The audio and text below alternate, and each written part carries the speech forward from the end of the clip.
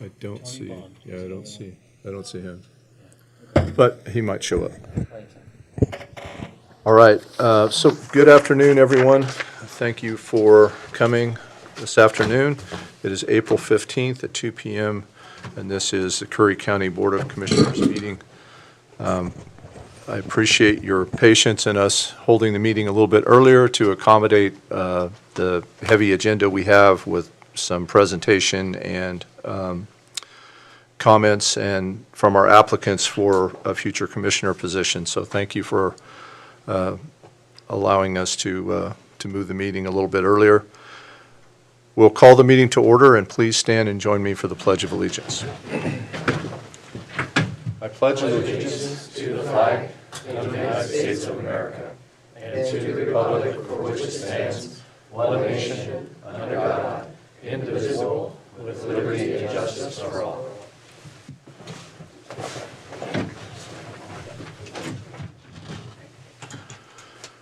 All right, amendment and approval of the agenda, and I have several amendments here.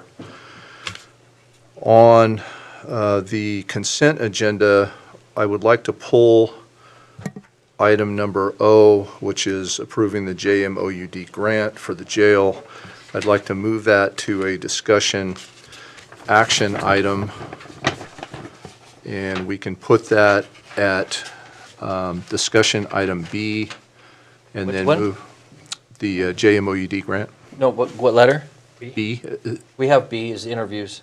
Right, I want to move it to B and Oh. then do the interviews at C. Okay. So we can kind of separate the discussion items from the interviews. I'd like to kind of bifurcate those.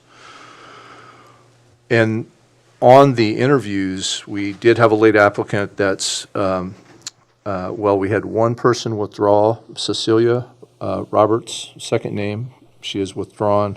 So we did have Spirit Miller put in. Their Spirit's here today, so we can move him into the second position on the agenda. And then under consent, the consent agenda,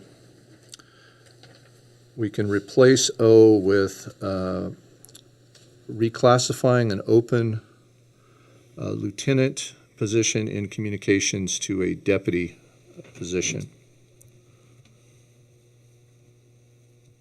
And then under P, I would like to put a transfer of Hallie Ellard to communications deputy. And then under Q, I would like to add, and this is under consent agenda again, a letter of support for the Port Orford water infrastructure project that's going on, And that's all under consent? all under consent. Those are the changes that I had. Any on your end, Patrick? No, I was gonna recommend O be removed and replaced to action items as well, so. Okay. The only request I have is we have one of our commissioner interviewees that has an engagement, a requirement in Brookings at 4. Okay. And so they would need to leave here by 3:15 with that traffic stop. So I'm hoping that maybe we can, is there big public comments? There's just two. Okay. And maybe if we get to that point, Take it out of order. maybe, yes, if that's possible. So, yes, so we'll take it out of order and make sure that Jeremy gets the same time allotment Yeah. as the other applicants. And we also, hopefully will have time to discuss what that time allotment would be and the process. Yeah, okay. But we'll definitely make sure that Jeremy has an opportunity to present his information. And we also have in our package the written information from Right. everyone to review. Okay, any other amendments? No. Jay? Okay, then is there a motion? I'll move to approve the agenda as amended. I'll second. Okay, we have a motion and a second. All in favor? Yes. Yes. And yes, motion passes 3-0. Now we're going to move into a presentation, and this will be a presentation by Georgia Cockerham. And before we do this presentation, I need to read a disclaimer. This information was not provided or distributed by the Curry County Board of Commissioners or any employees of Curry County. So, Georgia? Thank you. I'm wondering, since I came from Brookings, and that is up to a 20-minute stop, I don't mind waiting if you want to let the gentleman speak first so that he can be back by 4 o'clock in Brookings. We should be able to do it after, maybe even after your presentation. Yeah, we're good. We could probably Okay, get him going. okay. But thank you. Sure. Well, and I want to say thank you for holding the meeting at 2 o'clock. And thank you for the opportunity to inform the public about the Citizens Law Enforcement Levy. Following approval last December by all 3 commissioners to place this levy on the May ballot, both forms required by the county and state, the SEL 801 and SEL 805, were filed. The original committee of citizens working on the levy has grown to 14 members, all of whom have taken part in developing the written material and speaking to the public in an effort to inform voters, empowering each of them to make an educated decision in May. We have spoken about the levy and answered questions to 8 different organizations and are scheduled to address 6 more within the next 3 weeks. The levy is $1.12 per thousand of assessed property value. Based upon the average assessed property value provided to me by the county assessor, the levy will cost about 60 cents per day, less than a cup of coffee, to help make Curry County safe again. And if during the 5-year period it's determined that the $1.12 calculation can be lowered while still meeting the purpose of the levy, this can be done. The purpose of the levy is twofold. It will provide funding for the sheriff to recover positions for 5 patrol deputies, a sergeant, and 2 dispatchers. The levy will also provide enough funding for the sheriff's office to be financially independent from the county on those expenses that are not fully supported by other revenue streams. This includes the divisions of search and rescue, marine, dispatch, criminal, and civil. While speaking about the levy to various groups of Curry County citizens, I've listened to several concerns. It may help all of you listening now if I address some of those. One question is, why is the levy for 5 years rather than 3? In addition to the loss in the sheriff's office due to forced budget cuts, the sheriff's office has lost dispatchers and deputies who have left because of the current lack of job security. 3 years is not adequate when asking someone to uproot their family and move to Curry County to work.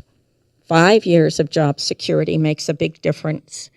Another question that comes up frequently refers to a lack of trust in the commissioners to direct all levy funds solely to the sheriff's office. In response to this, I offer that the 2 documents referred to earlier in this talk, the SEL 801 and 805, are clear that the levy money is to be used solely for sheriff's office expenses. It would be an illegal act for whomever is sitting in the commissioner's seats to use this money for anything other than its intended purpose. The money will be held in a restricted account overseen by the county treasurer. A 5-member board of citizens will be formed to ensure that the monies are being used as intended. The levy funding will cover those costs for the sheriff's office currently funded by the county's general fund and road funds. This means that the county will retain a little more than $2 million previously used to fund the sheriff's office. Why do we want to make the sheriff's office financially independent of the county? For the same reason that we made this a 5-year levy rather than a 3. Security for the sheriff in the knowledge of how much money he will receive each year to operate as efficiently as possible for all divisions of his office. I provide the following examples to give a better understanding of why we design the levy as it is. Within the past year, the Sheriff's Office lost all prior funding for marijuana and opioid taxes received by the county. This was money that former commissioners deemed should go to support the Sheriff's Office. Last year, the commissioners ordered that these tax monies go into the general fund rather than toward Sheriff's Office expenses. During last year's budget preparations, the commissioners refused to provide the Sheriff's Office with the same amount of funding from road funds account that had for years been paying for sheriff's patrol deputies. This arbitrary decision on the part of the commissioners reduced the number of sheriff's patrol deputies to only 3 for the entire county. How can the sheriff promise his deputies and personnel a job when the commissioners can arbitrarily reduce the amount of funding that, in this case, allows only 3 or fewer patrol deputies to patrol a 1,988 square mile county, of which 99% is unincorporated? This levy provides the sheriff with a known amount of funds to work with over the next 5 years. He can pass this security on to those who now work and those who want to work with the Curry County Sheriff's Office. The fact that this levy will leave a little more than $2 million in the county general fund and road fund accounts should be considered a blessing by the current commissioners. During the past year, Curry County citizens have been asked several times to come up with ways to help finance county government. The citizens who have worked on this levy have found a way to give the sheriff security and knowing what amount of money he'll have to work with over the next 5 years, and the financial ability to hire 2 dispatchers, a sergeant, and 5 more patrol deputies, all of whom will return to Curry County some of the safety removed over the past year. For those citizens who want to know how the Sheriff's Office is spending its money, you need only ask the County Finance Department. All of the Sheriff's Office income and expenses go through the county. For citizens who think that they don't need the Sheriff's Office because they live in a city, I suggest you may not know everything the Sheriff's Office does for you. A list of Sheriff's Office responsibilities is printed on the back side of the flyer distributed here today and included online in the board packet for this meeting. Without sheriff's deputies, crime will become a bigger problem in the county, and inevitably that increased crime will migrate into the cities. CEO of Calor Life Flight, Dan Bratton, said this about the need for Sheriff's Office deputies. Having on-duty sheriff deputies in Curry County plays an integral role in providing the highest quality emergency medical services possible. Across the U.S., 911 ambulance teams work hand in hand with law enforcement to respond to potentially hazardous calls, ensuring our EMS personnel are safe to enter. Without law enforcement, precious minutes can be lost, delaying patient care to many, including innocent victims. We strongly support and urge voters to cast a yes vote for the passage of the incoming levy, Measure 8-117, to restore Curry County Sheriff deputies back on the road, benefiting all Curry County residents. And Sheriff John Ward stated, "I approve this citizens' law enforcement levy. We want to be proactive instead of reactive. Please help us to help you." Are there other ideas being discussed about how to raise money for county law enforcement? I am familiar with the idea of hiring more police officers and another about an income tax. Each of these ideas, if possible, would take time to put in place, and at what cost to citizens. We need to recover safety in Curry County now. This levy, if passed, will produce results this year. Whether you vote yes or no on Measure 8-117 comes down to one of 2 choices. Either you do not want law enforcement in Curry County, or you do and you are willing to pay for it. There is no option for bringing safety back to Curry County at no cost to you. This levy provides a known cost for a known amount of time. It is half of what the Commissioner's levy was last year. There has been no viable alternative funding plan provided to Curry County citizens that will provide the benefits of this levy to all. Thank you. So before we discuss this presentation, I want to read this disclaimer again because there was some information contained in Ms. Cockerham's statement that this certainly does not come from us or this county. The information was not provided or distributed by the County Board of Commissioners or any employees of Curry County.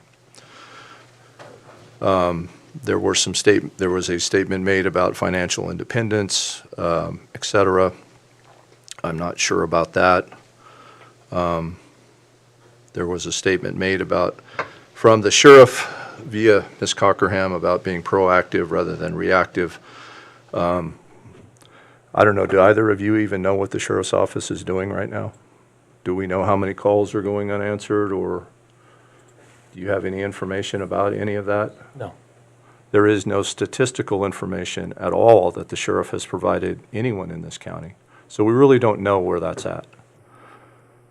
What we do know is that the sheriff has established protocols on when they're going to calls. And I guess my question is, how does 5 deputies, in the event that we're able to hire 5 deputies, how does that change those protocols? I would like to know that too.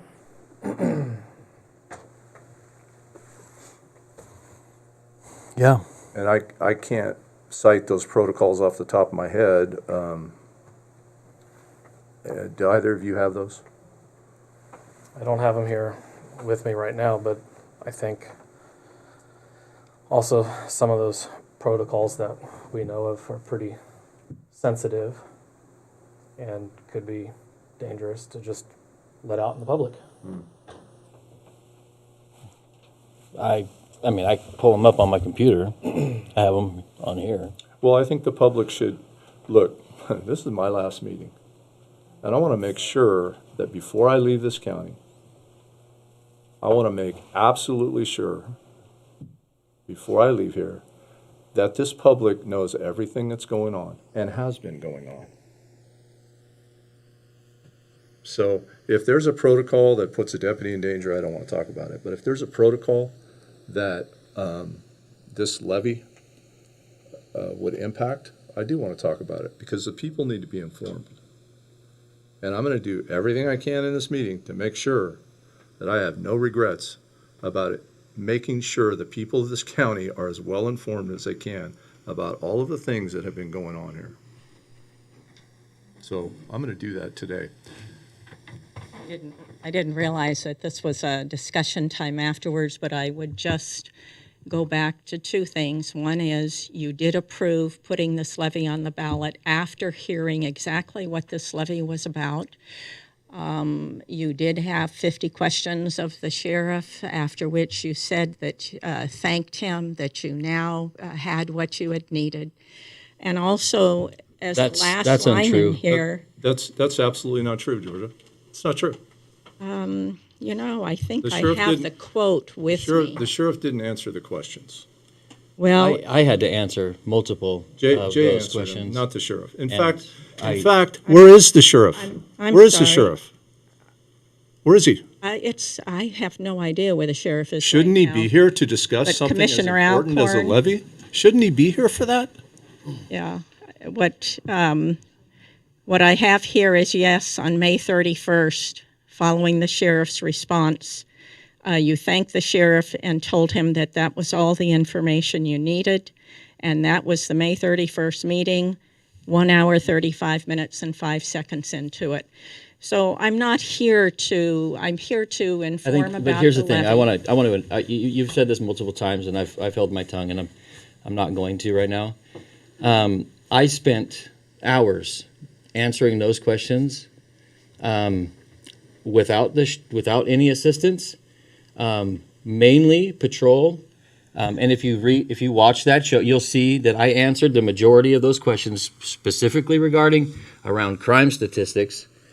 And so if I felt that the answers were adequate, I wouldn't have spent hours of trying to find the answers in using different resources, previous sheriff's captains, previous people, to identify the answers using state websites that were available but not answered in the original documents. So to say that that is not a truthful statement in context, what you're saying. Well, I take issue with you saying that that's not a truthful statement. I am not Well, you're representing all of us. opining. I am No. not opining here. I am just providing, you brought this up, and I am just providing the public May 31st Board of Commissioners meeting. They can listen to it themselves. Okay, they can. And it they can does make their go own, through and they your can make their talking own with the decision sheriff. based on the context of That's those. right. They can. should do All right. that. So Jay, can you pull those protocols up? Because I want to discuss those protocols. Can you pull those up? You want, And we're pull 'em regarding up. Let's the go over 'em. levy. you want to go over them? You want me to? Let's, Since I Pull did 'em not up. know that you were going to begin to question me on all of this, we're not questioning you, I would Georgia. just like to state again, there has been no viable alternative funding plan provided to Curry County citizens that will provide the benefits of this levy to all. Correct. But And one thing it's I a also want to say surprise that's, to me, Georgia, just your as a- your presentation's over. as But a one thing I do want to member of the correct. public, that you do this. Well, one thing I do want to correct is, that's been stated over and over and over. $1.18 million was given to the patrol from road funds, $1.18 million. And you're saying that that afforded 3 deputies, and that is not a correct statement either. That is a misrepresentation to the public of what was actually done. It was 3 deputies, 3 supervisors, including the sheriff, because he gets paid out of that patrol fund, generally a significant portion.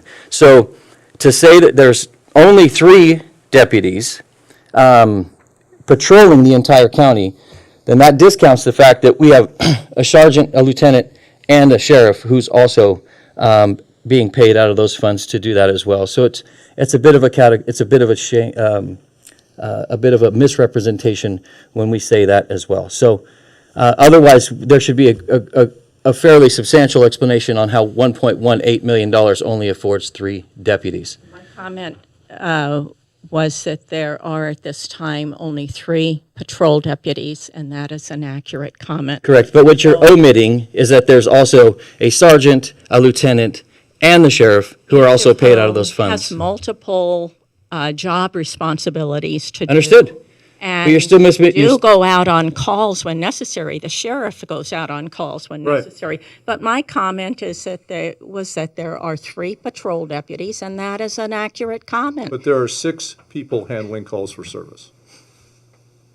There are 6 people that could answer calls along Right. with everything else That's that the they're point. doing, but they are not out patrolling. They are not the 3. Which is why I want to talk about these protocols. Okay. I'm just surprised, again, that a member of the public, this group of people have come up with this opportunity, not only, as I say, to help the sheriff's office, but it would ultimately benefit the county as well, with over $2 million, and then you attack the person who's up here talking Georgia, about. nobody's attacking you. We approved this to go on the ballot. I can't speak for the other 2, but I certainly support funding law enforcement, but I don't support the sheriff or the way he's running the organization. And I'm, Run for sheriff. You have no say. You shouldn't run for sheriff then. I don't want to be the sheriff, Mr. Barnes. You surely do. No, I don't. Yes, it seems that way. It does? It certainly seems that way. Oh, man. Back to the protocols, Jay. Yeah, so these protocols were developed July 2024. Includes duty hours, etc. Also, it's protocols for response to different crimes. And so I'm not sure exactly where you would like to start. Well, I think there's, 5 protocols that they come on, they respond to calls on? Is that right? 2, 3. No, there's more than that. Is there? Yeah. Protocols that will end up in response. That's what I want to discuss. Backing up another agency. Okay, we do that regularly. Death occurrence, so unattended death. Okay. Officer down. Escape from the jail. Homicide. Marine incidents. Mental subject only if the person demonstrated actions that are suicidal. Major crime team call-outs. Restraining order violations. Stalking order violations. And that is all of the ones that will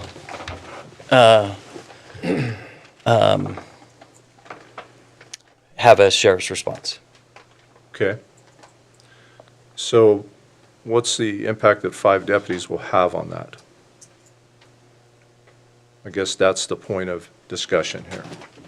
And when you break that down, like how frequently do we have a murder or escape from the jail, officer down? I mean, that eliminates 3 of those right off the top that are not regular occurrences. So I guess that goes back to my question about statistical information and what is the sheriff's office actually doing? What are they actually doing? Does anyone know? Does anyone know what our crime rate is? Does anyone know how many calls for service are going unanswered? Does anyone know what happens to those calls for service? I know that I got 2 emails just today complaining about the sheriff's office not doing anything about calls for service. So how many of those are going unanswered? What's happening? We haven't had a sheriff come in this room and give us any of this information for how long? Months. And There is a program that you can. and access Michelle- because if Michelle. You just ask the public, you just ask all of us if we had, if we knew the answer. So I'm giving you one. You have access to a computer that tells you how many CADs are going in, what. Michelle, that's not statistical information. What I want is I want the sheriff to come up to this podium and give the people of this county the information that they're asking me. But he's not doing that. I want the sheriff to do his job. That's what I want. Doing his job less than. I would disagree. I would disagree. I would disagree. You have hired out 2 attorneys from, you got 3 attorneys from the same firm. Michelle, if you want to talk to me after this meeting, I'll give you the opportunity to talk. But this is my opportunity Don't now. ask us questions then, sir. Now, back to the real issue at hand.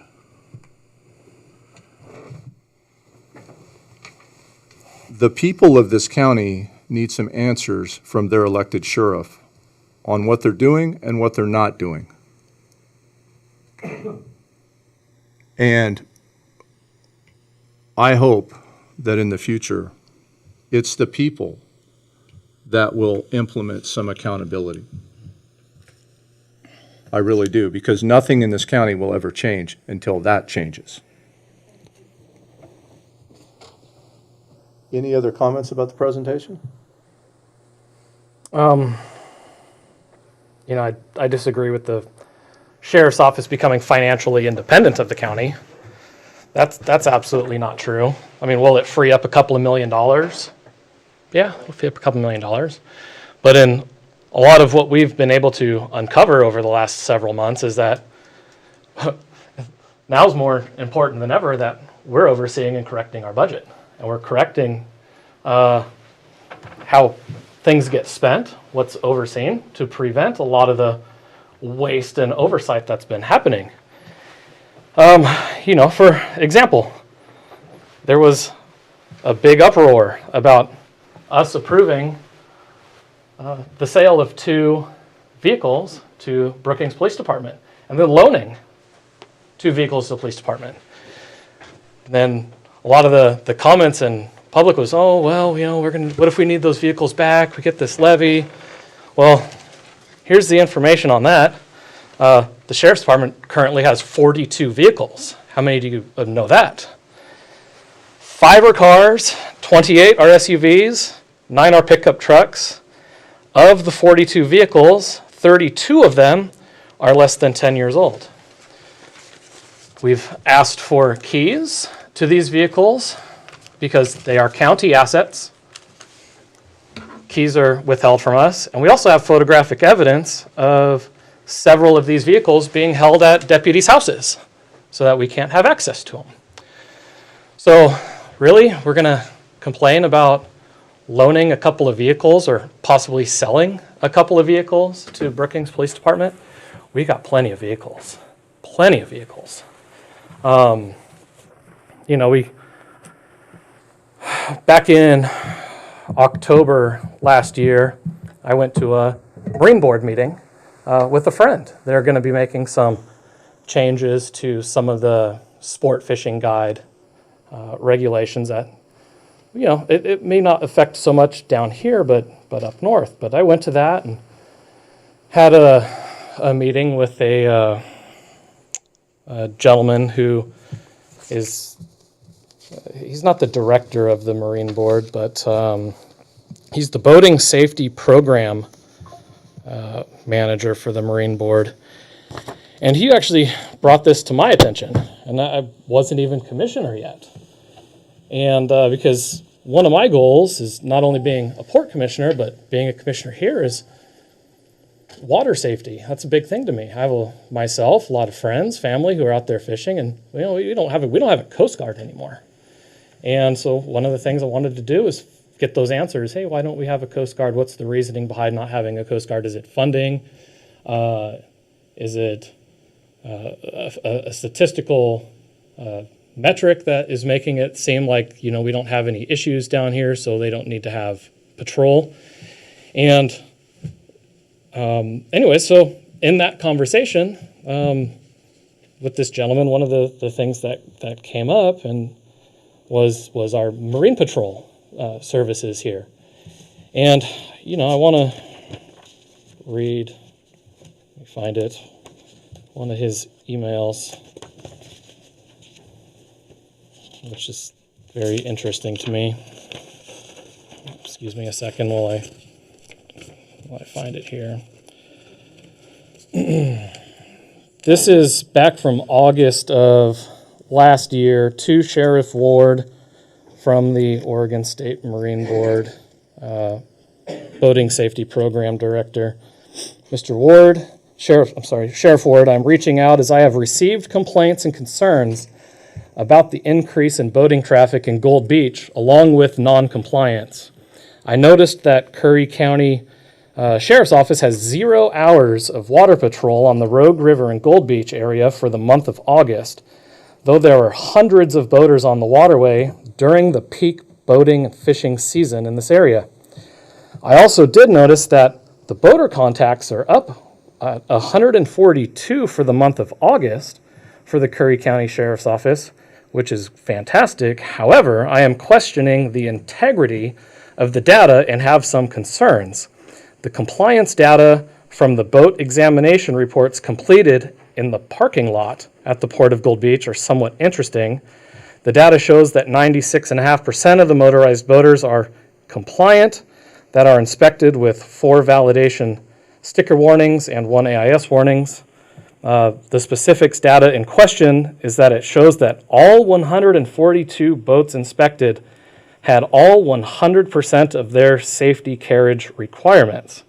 The statewide average for safety carriage requirements is about 30% non-compliant, and some areas of the state being over 50% non-compliance, supported by boater examination reports from the 30 other sheriff's offices.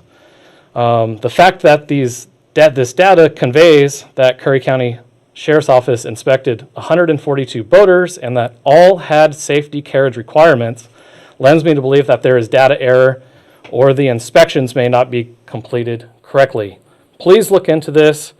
If it's being completed correctly, which includes asking boaters for the safety carriage requirements, please let me know what you come up with as numbers, and the on-water observations are not making sense. I attached images from the dashboards for reference, which since then, I've been able to get the list of those boaters. I've contacted several of them.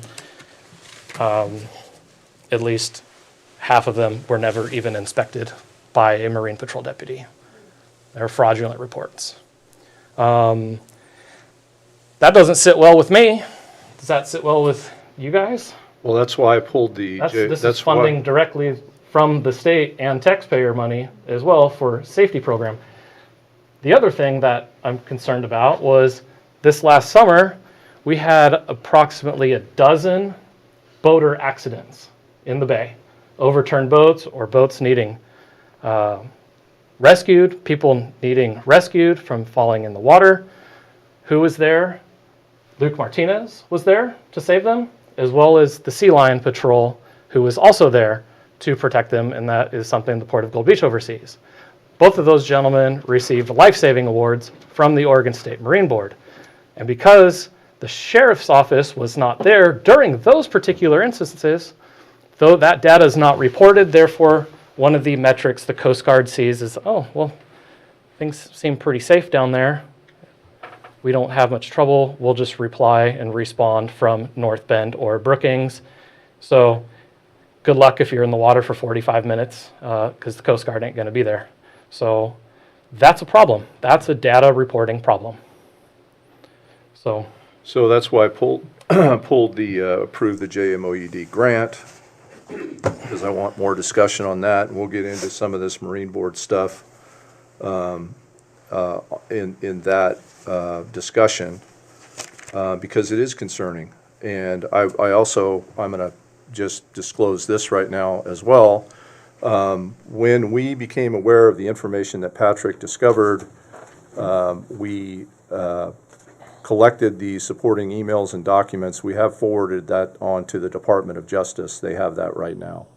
And hopefully they will take the appropriate action. That, along with other issues related to Department of Public Safety standards and training, are also being looked into.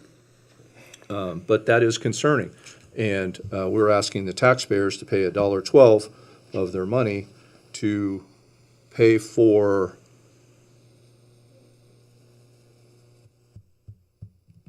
five deputies. What are they going to be doing? And what is the metrics that's going to be used to ensure the public they're doing the right things and they're being effective and efficient in their duties? Because right now, he just said that he discovered the sheriff's office was submitting fraudulent information to the Marine Board. So I 100% support funding for law enforcement.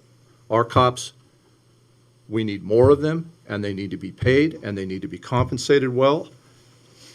But I do not support the cumulative mismanagement, lack of oversight, and failure to supervise by our sheriff. Not at all.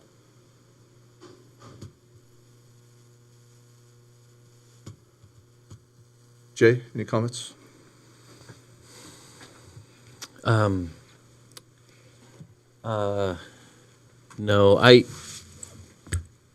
well, yes, I echo that funding for public safety is vital and it is necessary. I personally, believe that, yes, we should have a sheriff that we have a working relationship with that comes in and discusses these things with us. And, it's going to be,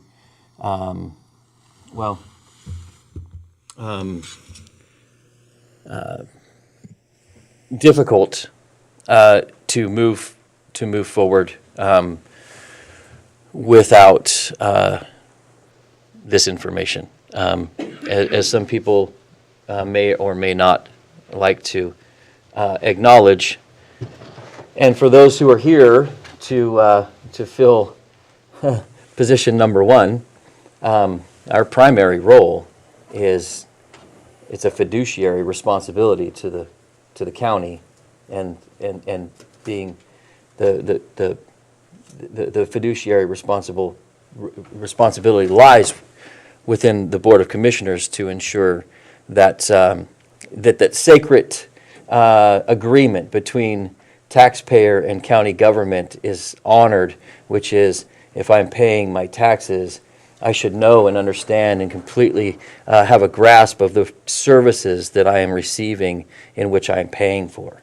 And those are the questions that essentially we have been asking for the last 7 months that have not been answered. And so at that point, as the fiduciary responsible party, it makes it difficult to move forward with proposed funding without a complete and full understanding of exactly how that's going to benefit the taxpayers themselves and that sacred agreement between them and the government. So,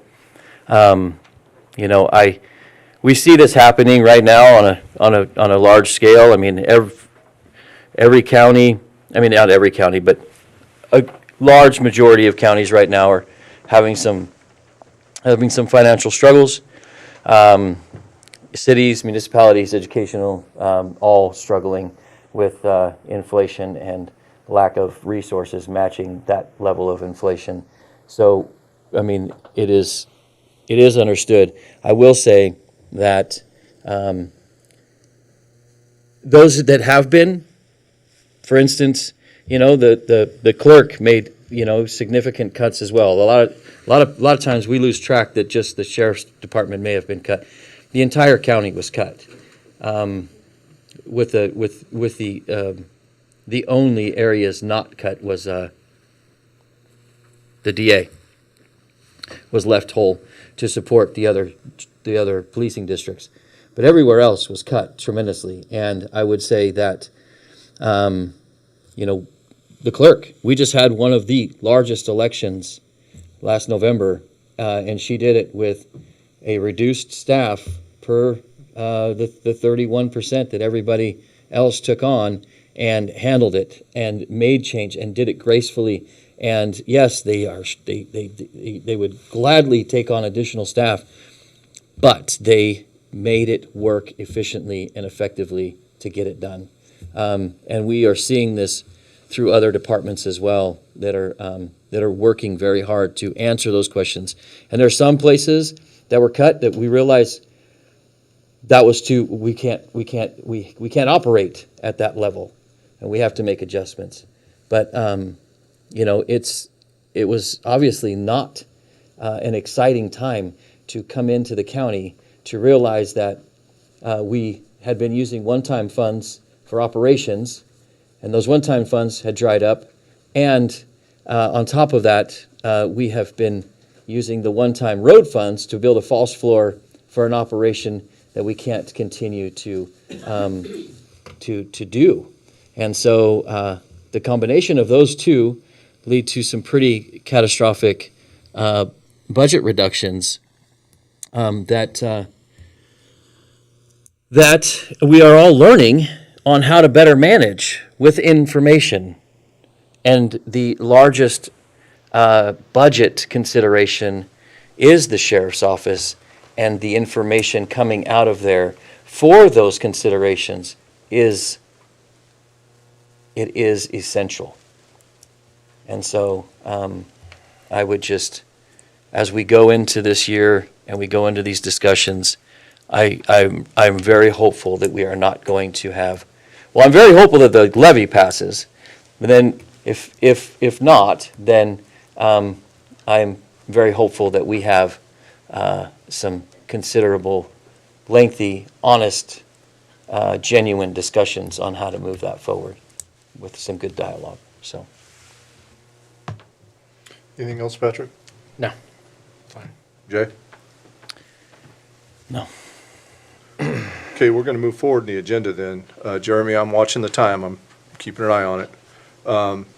Next up is public comments, and first up on that list is, where are my public comment cards here? Recline.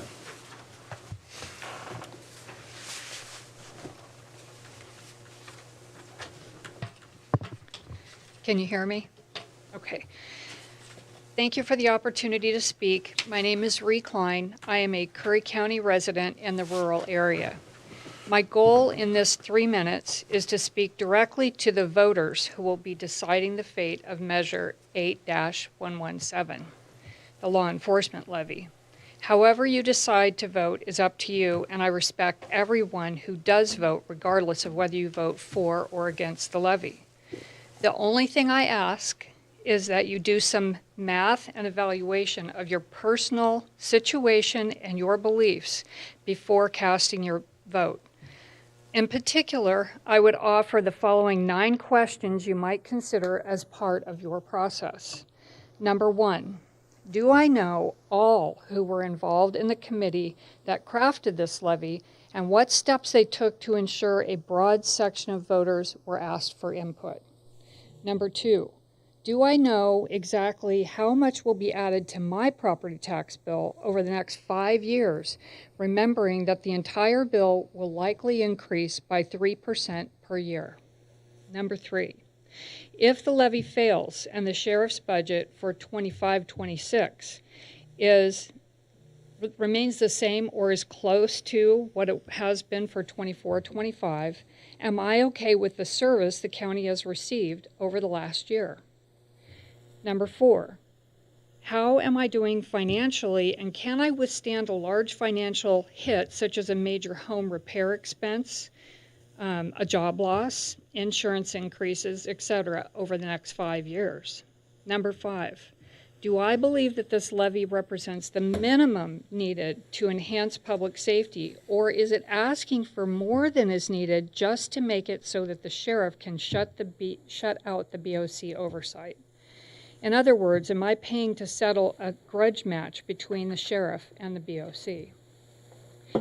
Number 6, does the marketing material for this levy make me feel like I am being threatened with no support from the sheriff's department if the levy fails? Is it real, or is it just fear-mongering? Number 7, given the jail has had to pull all 3 road deputies to fulfill mandatory services, do I believe it was prudent to exclude the jail from receiving levy proceeds? Number 8, do I think it's fair for the city property owners to pay more for the Sheriff's Department services when they already pay a significant sum for their dedicated police departments on top of the .5996 per thousand of assessed value that they pay into the county general fund, which also supports the Sheriff's Department? Number 9, based on what I have heard regarding the potential for regaining timber revenue, am I willing to live with things as they are until we know whether that project will be successful? These and more are relevant and important questions to consider when deciding how to spend your hard-earned money. Thank you again for the opportunity to speak. Great. Thank you. Next up is our Port Orford Mayor, Madam Mayor. Good afternoon, gentlemen, Chair Alcorn, Commissioner Hollinger, and Trost. So I'm here to shift gears. I wanted to ask you, I sent you an email. We got the bad news that our Port Orford, the grant program that Port Orford was very much hoping would give us a big chunk of money for our water system got canceled last week. And so it's a huge blow, huge disappointment, but Representative Hoyle's staff reached out to me with sort of this opportunity where I might be able to take a piece of that grant and ask for a direct congressional appropriation. I think it's a long shot, but I'm doing it. I'm going to put forward the application, and I need your letter of support. This is for the FEMA BRIC grant, is what our grant was for.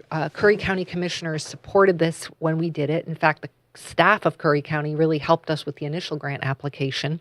So I have here for you the old letter that the county provided of support in the past, and then a draft of a new one. I upgraded it from what I sent you last night, or whenever that was. Thank you, Ann. Thank you. And I apologize for the very tight turnaround, but it's just one of these emergency things where I'm hoping that we can I just want to advocate for my city because the water situation we have is so dire and we need all the help we can get. So I'd appreciate it if you guys could provide a letter of support. Thank you for Yes. considering. And that is it is on our consent agenda. Yes, thank you so much for Oh, okay, good. I'm happy to ask and answer any questions. No, I was just saying if it's how time sensitive it is, so. Well, I really need it by Friday. Well, it sounds like we're good. So. Okay, excellent. Thank you very much. Yep. All right, those are the only two public comments cards that I got, so we can move forward in the agenda to the consent. I'm sorry, commissioner comments is up next. Anything, Patrick? No, I'm sure whatever discussions that we'll have around the JMOUD grant, I got some more to speak up on too Yeah. regarding that. Jay?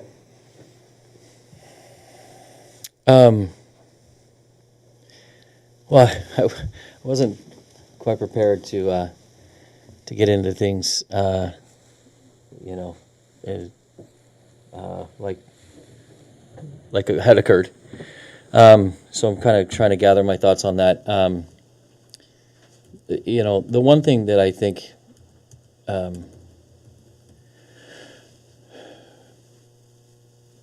shows a point of communication that would have been extremely beneficial. So these protocols, these response protocols were established, they were effective July 14th, 2024. They were obviously done, and it is very extensive, and it is very detailed. And, you know, we asked the sheriff and the captain, what does a 31% reduction in budget look like? And had this been something that was presented at budget, like this is what 31% looks like. This is what we get to respond. This is what we will have the capabilities to respond to, right?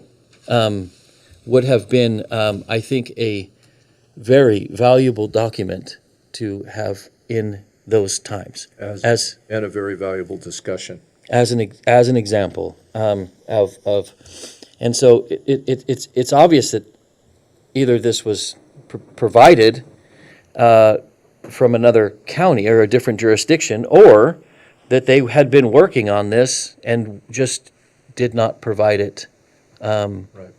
when we were going through the process. But I mean,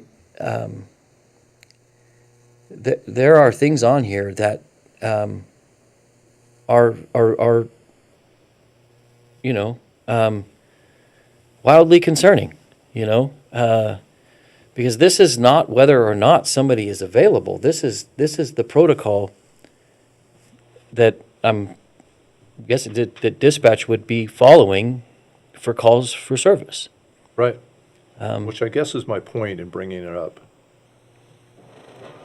I mean, there are things that are happening that we're not going to. That's not public safety. Right. Right. And it doesn't have to be that way.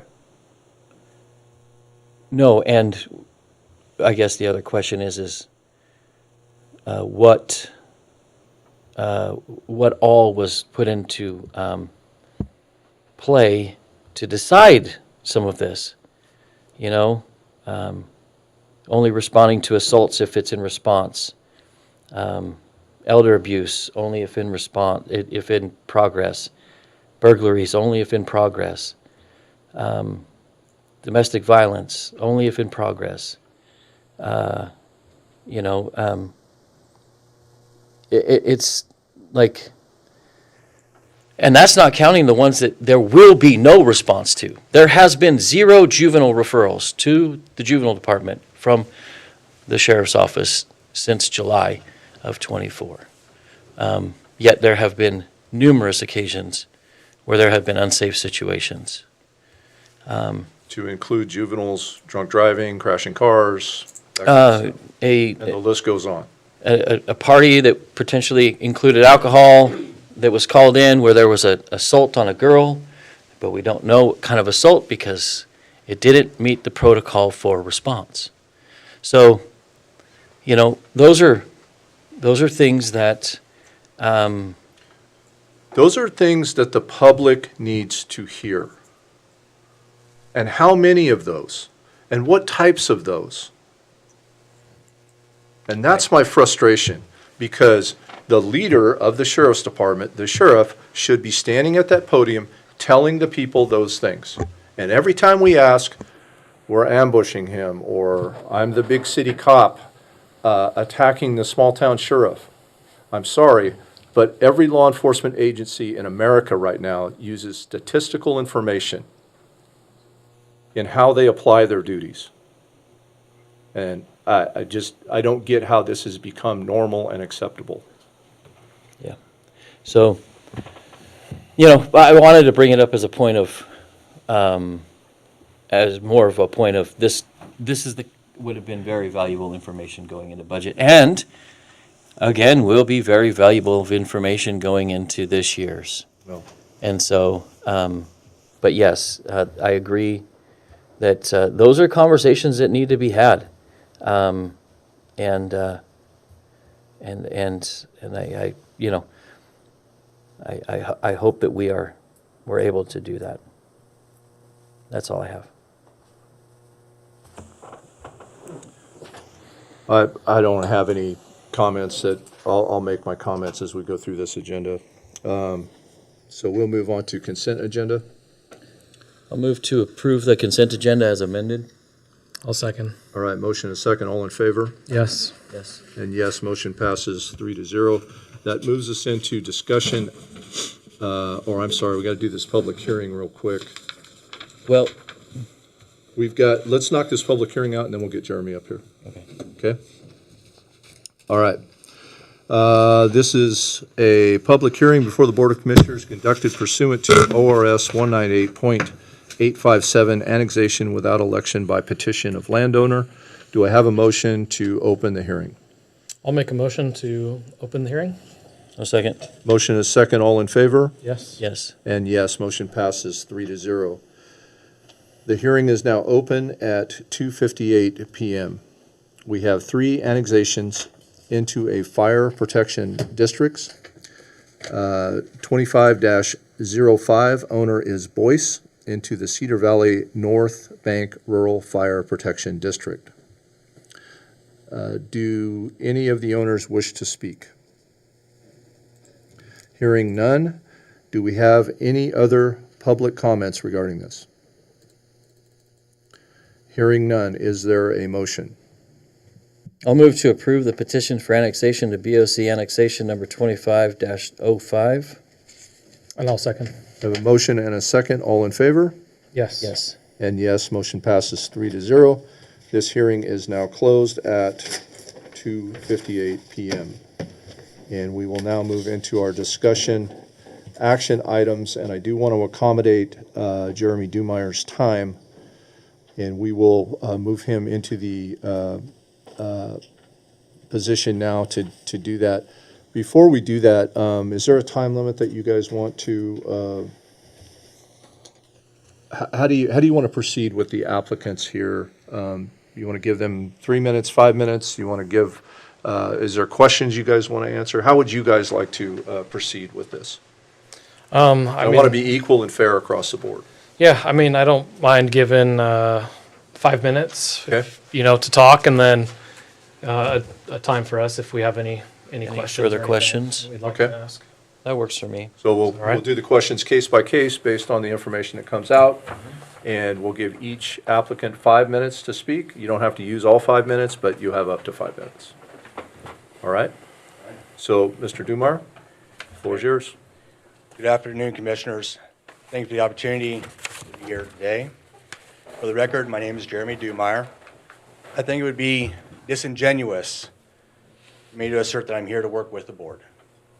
I am here to serve the citizens of Curry County.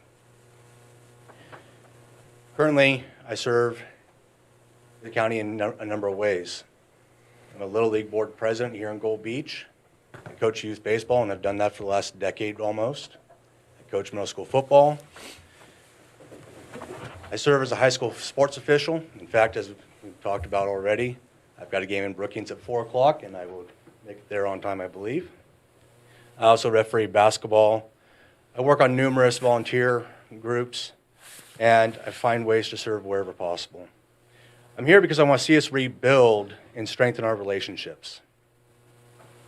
When I moved to Coos County from Coos to Curry County 15 years ago, I was working for Coos Forest Protective Association. I was tasked with rebuilding and repairing relationships in the fire community. I believe I was successful in my task.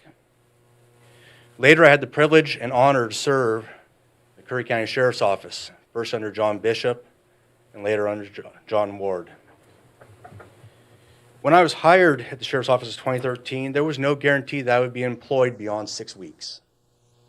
Budgets were considered to be tight then. Clearly today, we find ourselves in an even tighter budget situation. My budget priority is ensuring our citizens have capable and effective law enforcement, and I will work cooperatively to find proper solutions. I look at this opportunity and know there is much work ahead.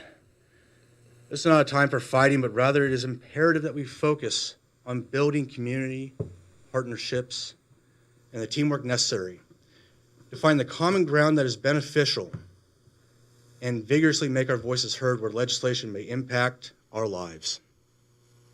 I look forward to working with our law enforcement partners and emergency response community, rebuilding and strengthening those relationships, and to make it easier to hold criminals accountable for their actions.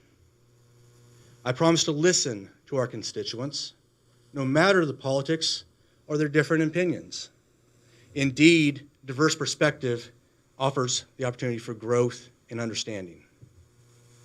I promise to keep an open door to all in our county and put forth the kind of effort that has helped me to become successful in who I am today. Again, I appreciate this opportunity to stand before the board.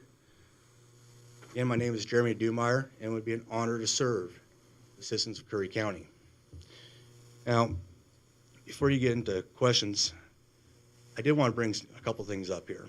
As I've stood outside the door and I've looked in on this meeting, two things have struck me. One were comments and one was a poster. The strategic goals. It's very simple. Goal number 1, financial stability. Number 2, economic development. Number 3, quality of life. Number 4, public trust. And number 5, infrastructure. I would hope those are not in order because simply, while financial stability should be number 1, directly behind that would be the quality of life that we would want to enjoy, followed by the infrastructure to support goals 1 and 2. And then we would have economic development be successful. The other was the comments made about essentially what are our statistics in crime. And I don't have those numbers with me. I'm not prepared for those numbers. But I do know that we have crime, and in fact, we have major crime here in Curry County. Right now, I use that, it's within the past week or two, we have a trial going on for an individual who is accused of sexual abuse in the first degree, Class A felony, 5 counts of sodomy, and 4 more counts of attempt to commit. Well, like it or not, we have those individuals in our county. Like it or not, we have murderers and attempted murderers in this county. I remember serving in the jail when we had Glenn Burkow and Alan Von Neven, 2 individuals who were convicted of attempted murder in Port Orford. We've had escapes from the jail. In fact, my first 2 weeks, we had an individual try to fake a seizure and try to escape. These things, while they may seem isolated or small in the grand picture, happen. And for statistics, numbers on a piece of paper can be beneficial to look at and say, okay, well, year over year we've had this or that. All you have to do is look outside. Look at the transients taking up parking along our roads and abusing the beauty of this county, that are leaving trash for all us to see. Look at the fact that we don't have adequate law enforcement at any level. There is no law enforcement past 2 o'clock in the morning. We know this. And it's not acceptable. So my first priority, as I mentioned, is to law enforcement, to funding appropriately. And it might be that this year that's only adding 2 or 3 deputies, because that's all we can hire.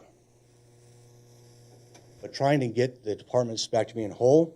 And I would also suggest changing how our budgets are done, if indeed possible. The state of Oregon does a biennium. I think if we went to a budgeting every 2 years, that would give a modicum of security to those departments to know that their budget is stable for 2 years, while maintaining a quarterly review, of course. So those are my comments. I do appreciate the fact that I was given the opportunity to go first, given my time crunch to officiate the game, and I accept your questions. Questions? No, I mean, Jeremy, thank you. That was a good amount of information, and I'm glad you're, you state your position, and I agree. It shouldn't be to work with, but to represent the citizens, and oftentimes when you do decide to represent the citizens and their best interest, it can be a difficult road. Yes. And so, when I will say this, so when you say getting departments back to whole, that's a very subjective point, because when you were here and I was here, there was 115 county employees, full-time county employees.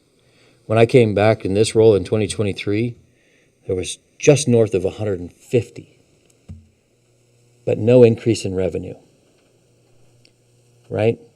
So that led to how did we get from 115 to just north of 150?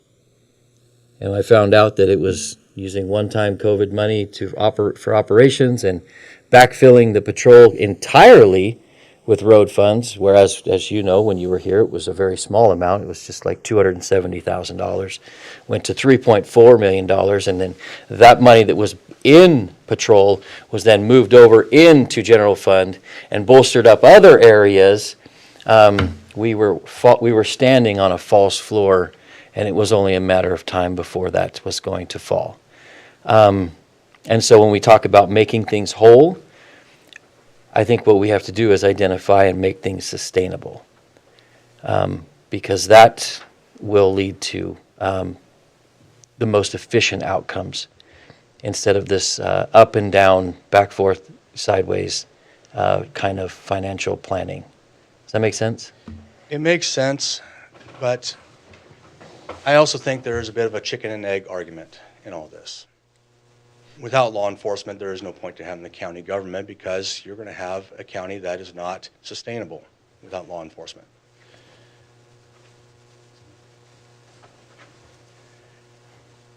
So funding law enforcement becomes the first priority.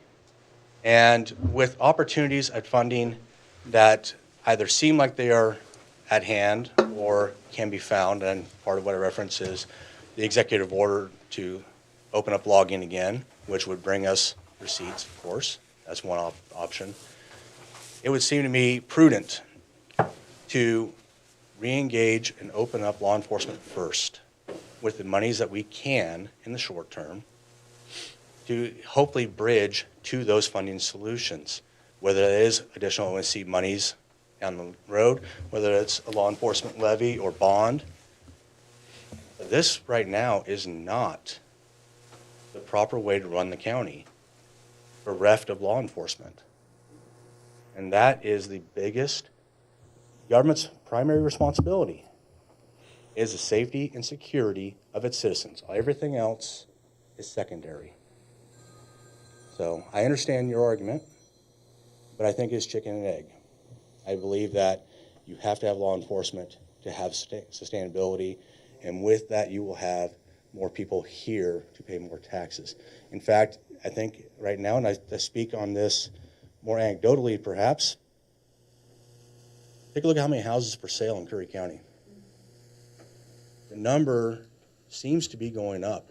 rapidly. I'm noticing a lot more people leaving this area.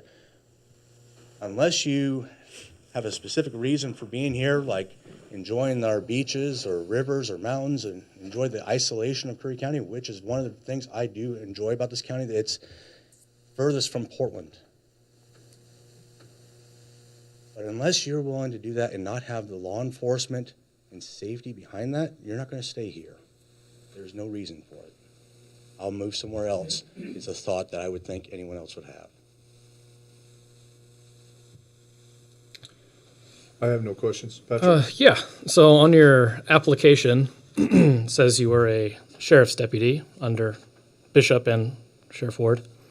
And it also says that if you're appointed, I intend to work directly with the sheriff to help return to public safety to appropriate levels and would seek to be the public safety liaison. What is your existing relationship with Sheriff Ward?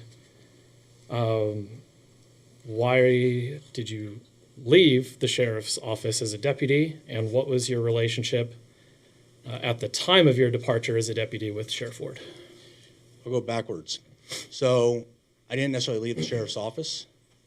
I transferred from being a deputy to being the emergency manager for Curry County, and thus kept that relationship with Sheriff Ward. Okay. If you're asking if I have a personal relationship with John, I don't. I have spoken with him once in the past, perhaps 2 years, but I don't have a personal relationship with him. And then with your transition into emergency manager for the county, can you give us an example of how you bettered that program, and then also why you decided to leave that program? Well, I bettered the program, I believe, in the way that I approached the community involvement and engagement. I kept the public informed of various disasters and how things proceeded in those events.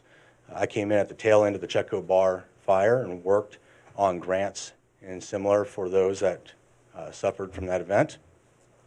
I worked on engaging the public through community preparedness lectures and building the community emergency response team, which prior to my existence as the emergency manager, when I asked for CERT members, I had a total of maybe 5 people raise their hand and say, I'm CERT trained.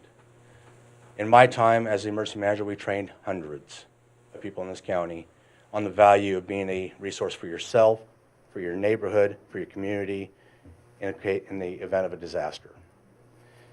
I also worked with partners and gathered many millions in grants throughout my tenure. Why I left? I was at the tail end of COVID when I left. I did that for 1 year overall, and there was a lot of personal disagreement with how that was being run, and particularly some of the power that was being wielded in opposition of the citizens. Okay. That's all the questions I've got. Yeah. Anything else, Jeff? How aware are you of some of the budget proposals that were provided last year? Like, are you aware? You mentioned transients. Were you aware that the commissioners proposed to have a community resource officer that dealt directly with the transients and the transient issues? To be paid for out of opioid funds that was denied by the sheriff, or the SRO position that was denied by the sheriff to work as a school resource officer and retain deputies instead of being laid off, and the 5 deputy, 1 detective proposal as opposed to 3 deputies and 2 supervisors. Are you aware of those options?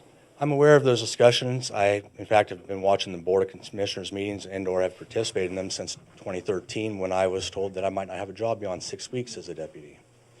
I am also familiar with the incident command structure, the ICS system. I understand the span of control and how that can operate both in a large capacity and in a small capacity.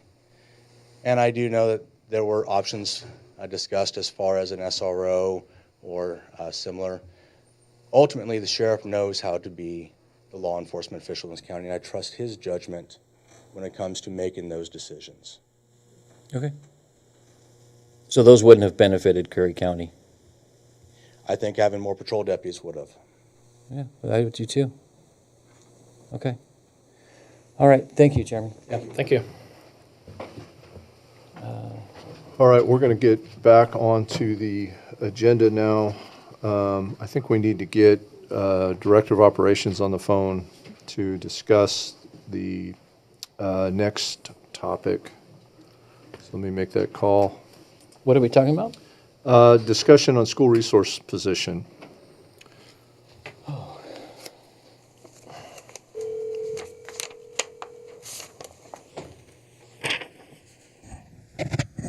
Hello, this is Ted. Ted, this is Brad. I'm not sure if you're following the meeting or not, but we are at agenda item A, which is discussion of the school resource officer position. And I know you've had direct contact with Brookings on this, so I wanted to give you an opportunity to be heard. Okay, I spoke, can you hear me? Yes. I spoke to Police Chief Kelvin McCrae about this last week and then again this morning, verified that they're looking at a shortfall for the whole program from the school district 17C's share of about 12.5% is what they're coming up short on, which equals $18,400 and some change to finish out the year. So that's how much they're looking for from us. And since we do have those opioid funds that were returned from the city of Gold Beach, I think the check was $74,000 something that we got last week. We have funds available that will be addressing the same basic issue that the commission had committed to some months ago. Quick, maybe correction, Ted. It's for the next fiscal year. This fiscal year has already been allocated. All right, I'm sorry. I'm sorry, that's what it was. Okay, well, that'll get them through next year. That'd be great. Yep. I know that, yeah. All right, so discussion? No, it's an important position, and I think we assist it. Yeah, I mean, obviously, that's a program that I've been supporting for quite some time, and it needs to be maintained.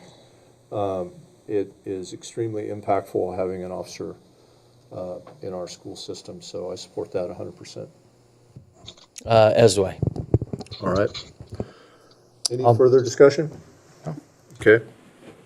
I'll make a motion then to move forward with the intergovernmental agreement with the Brookings Police Department for assisting in the funding of their school resource officer in the amount of $18,409.62.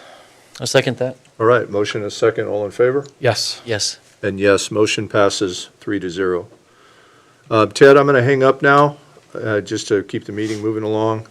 And, you know We what? want to leave him on for, Call me back. we need to actually leave him on for. You know what? We actually next do item. need to leave you on because we're on the JMOUD grant next. Oh, okay, all right. So we'll move forward now on the agenda. We'll go to agenda item B, which is the JMOUD grant. And why don't you open us up, Ted, on that so we can discuss it, and then I will, that will give us an opportunity to discuss further details. Go ahead. All right, as you probably recall, we had been contacted about this grant late last year. We were told we had very little time to finish the application process. The commissioners had questions. I had questions regarding how it would be implemented. Basically, what it's going to be is it's related to a state mandate to provide certain medications to prisoners housed within the jail, and it requires funding of equipment and personnel related to that function. We were looking at a total of right now we're looking at $331,000. I think it might have been a little bit more. We've moved into the funding cycle, and we had asked for information from the sheriff's office. Specifically, we wanted to as we went through the process, we wanted to interview and have present in a public meeting the care providers who would be performing these duties, some of which I understand are currently being performed or have been in the past by deputies, which seems inappropriate, and that's what this funding is intended to address. But when I asked for the contact information for the people so that we could schedule a meeting, that was not forthcoming from the sheriff's office. We heard nothing more. And apparently no one at the sheriff's office wanted to move forward with this, although there was an attempt to get the grant application signed by, I believe it was the county treasurer, which is a violation of county policy, and county treasurer did not cooperate with the sheriff in making that attempt. That was back last year. Now moving into this year, I was contacted by Lieutenant Crone yesterday when I was doing a jail tour with one of the Senate's, one of our U.S. Senators' aides, taking them through the jail so we can see the dire condition that much of it is in from decades of inattention and failure to invest taxpayer money in keeping it current. So while we were in there, Lieutenant Crone said that we're on another funding need for this JMOUD grant. It's very important that we get the money. I agree. I agree with him, and so I said I would get that added to the agenda so that the commissioners could discuss it today. However, all of my concerns that were voiced last year and early this year remain. I haven't had any answers, and I don't believe the commissioners have either. And so anyway, that's what I have to offer on that. Okay. So I haven't gotten any answers either. Nothing. Well, I know earlier this year too, we had requested a workshop be done on this, and I know we requested that the nurse who would be administering this to be present so that we can ask questions as well, and none of that ever came to fruition. So obviously I have my concerns regarding just kind of blindly approving a grant that, for one, we didn't sign off on. But then, we've got the questions, is the county enrolling in Medicaid, or are we electing to go with a third party to facilitate these reimbursements? And who would that third party be? Who's going to be doing the billing to Medicaid for reimbursements?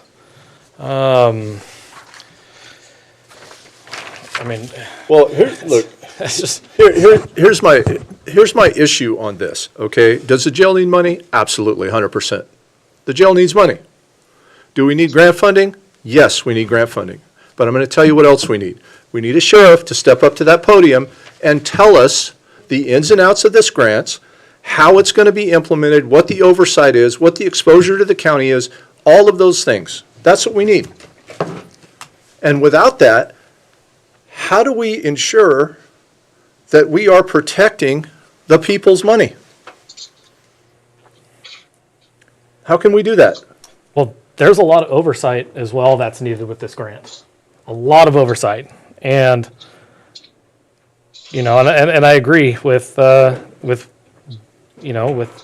and then at the time, our previous financial directors, I don't feel they're going to be forthcoming with the information that we need to properly record and report for the specifics of this grant. Let's circle back to that issue, okay? The integrity of the information. Look what's happened with the Marine Board. Past practice predicts future behavior. Yep. Okay? They provided false information to the Marine Board. You verified that yourself personally. Well, and you've been able to verify the lack of oversight and training records of the K-9 division that is now no longer. Correct. And that's not my opinion. Those are facts. We had canines that were in service that were not certified, exposing the county to an extreme liability.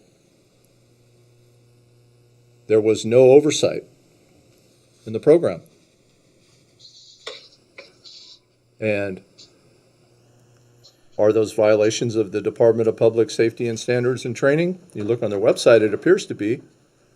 Is that agency going to step in and implement some oversight? I don't know. The Department of Justice has those things now. But are they? And then, again, that's past practice. How does that how does that affect this? Tremendously. It's all of your money. And it's our responsibility to provide and safeguards to that money. It's out of control. So I want to get the jail funding. I do. But we need some leadership at the sheriff's office right now. We need that. And we don't have it. Those are my comments. Jay? So my comments on this is, there's a few things. Number one, this is a program that we are mandated to stand up. Okay, it's a state requirement. We have to have this stood up by next year. There's funding available to stand it up. There are, if you have seen, there's the counties have taken this in multiple different directions. The direction that has been described to on the Curry County's answer to move this forward, I think could be very beneficial in addressing a lot of the different things, specifically the ones that Director Fitzgerald just mentioned. So are there unanswered questions? Yes. I think it is important that we get those questions answered, but I also think it's important that if we're mandated to do something that we do it, and we have some understanding and agreement in how that's going to be executed, and how the grant is going to be essentially managed. Yeah, I agree. And so, it's one of those where if it's more in line to create that agreement or connection, to give signature authority to an individual who can work with that, work with them to get all those questions answered. I don't particularly even understand all the questions that need to be asked. There's a lot.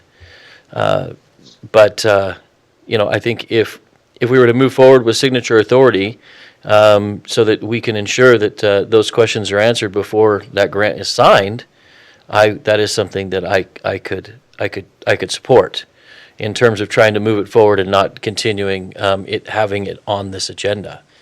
And then we can assure that those questions are answered after whoever's designated signature authority is satisfied. I welcome another workshop on this with, again, the nurse who will be administering these drugs and overseeing a lot of this program, as well as I would like to see more of a formal strategic plan coming from the sheriff's office on the oversight and management, and to sign off on that to limit the county's, our liability as well for going along with this program with the circumstances that we're dealing with.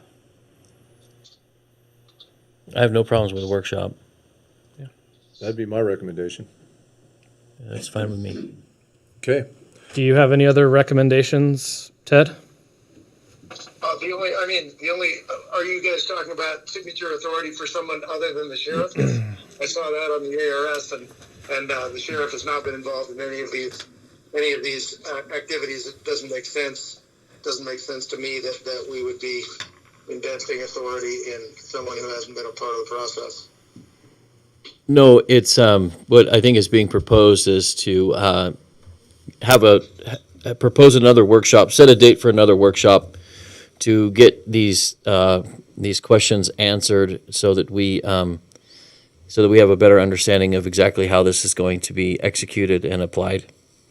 Okay, well, shall we do the exact same thing we did last time, which is set a workshop just as soon as possible? So, I mean, let's do it early next week so that we can get this, or before, we can set the workshop and get these questions answered. But if you recall, the Board of Commissioners and my office did act expeditiously both previous times, and we were rebuffed. So let's try again, I guess. Yeah. Okay. Yeah. Any further discussion? No? All right. Ted, I'm going to hang up the phone now because now we're going to move into the next agenda item. I will call you back if we need your input. Okay, sounds good. Thanks. All right, bye. All right, next up is interviews for my position. Do you want to take a 5-minute break and give the applicants a chance to do that, or you want to just move right into it? I could use one. All right, let's take how long you guys want, 5 minutes? 5 minutes. All right, we'll take 5 minutes. We'll come back in 5 minutes.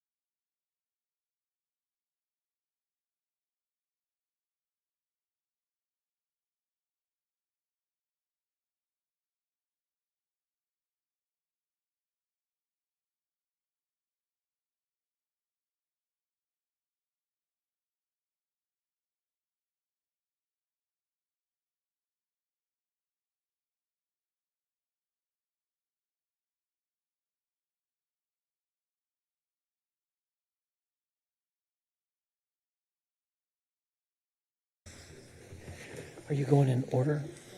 Yeah. All right, we are back on the record, and Natasha's giving me the high sign that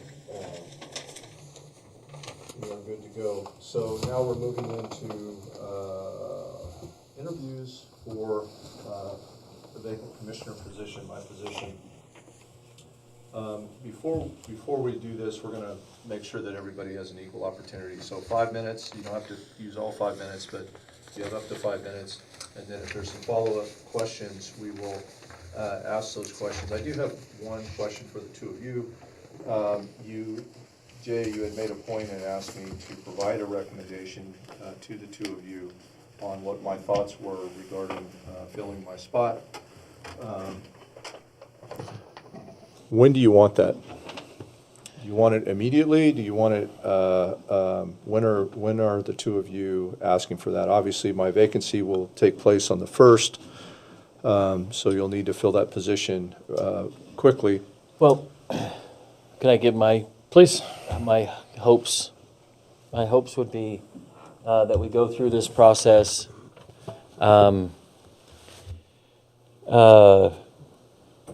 that we receive, like I said in a previous meeting, what you